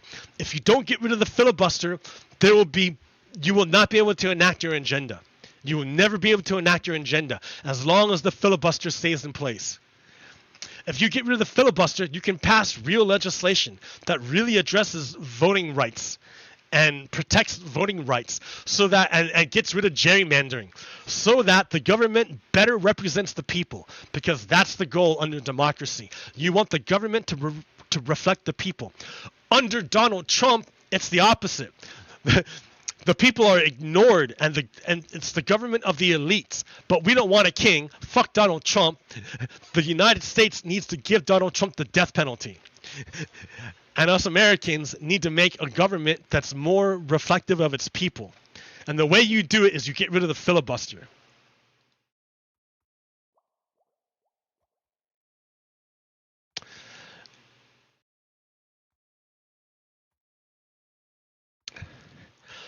A trans girl in Missouri was suspended multiple times for using the girls' bathroom by school administrators.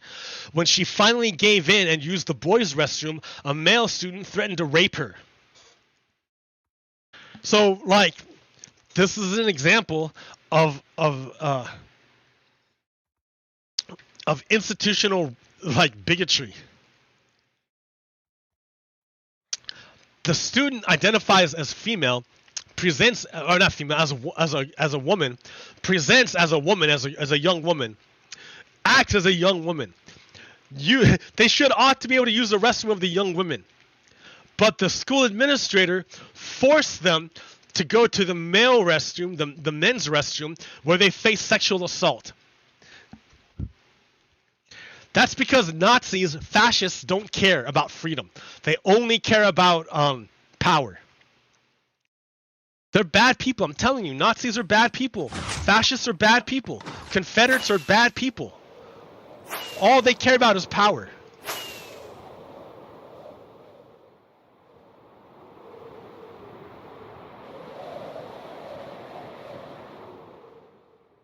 No actual human could survive that. The G-forces, man. Maybe. I don't know. They're not going that fast.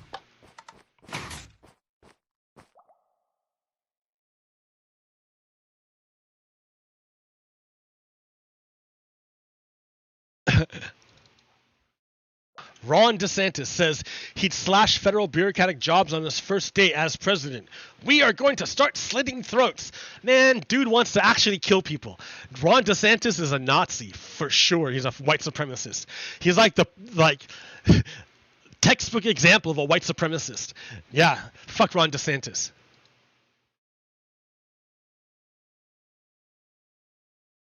I think that'll do it for me for now.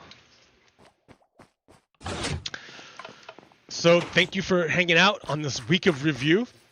I hope it's become we're coming up to like a big point, right? We're coming to an inflection point. Donald Trump is trying to rile up his base to start a civil war. And he's finally going to be held accountable for his attempt to overthrow the nation. So I think this is good, right? We need to hold Donald Trump accountable. We're not going to be able to heal as a nation until we hold Donald Trump accountable. So I've been doing this for like a long time, this show, and it's coming to fruition. So all right, it's good. So until next time, people, Pogo Kiddo out. Peace. Stop.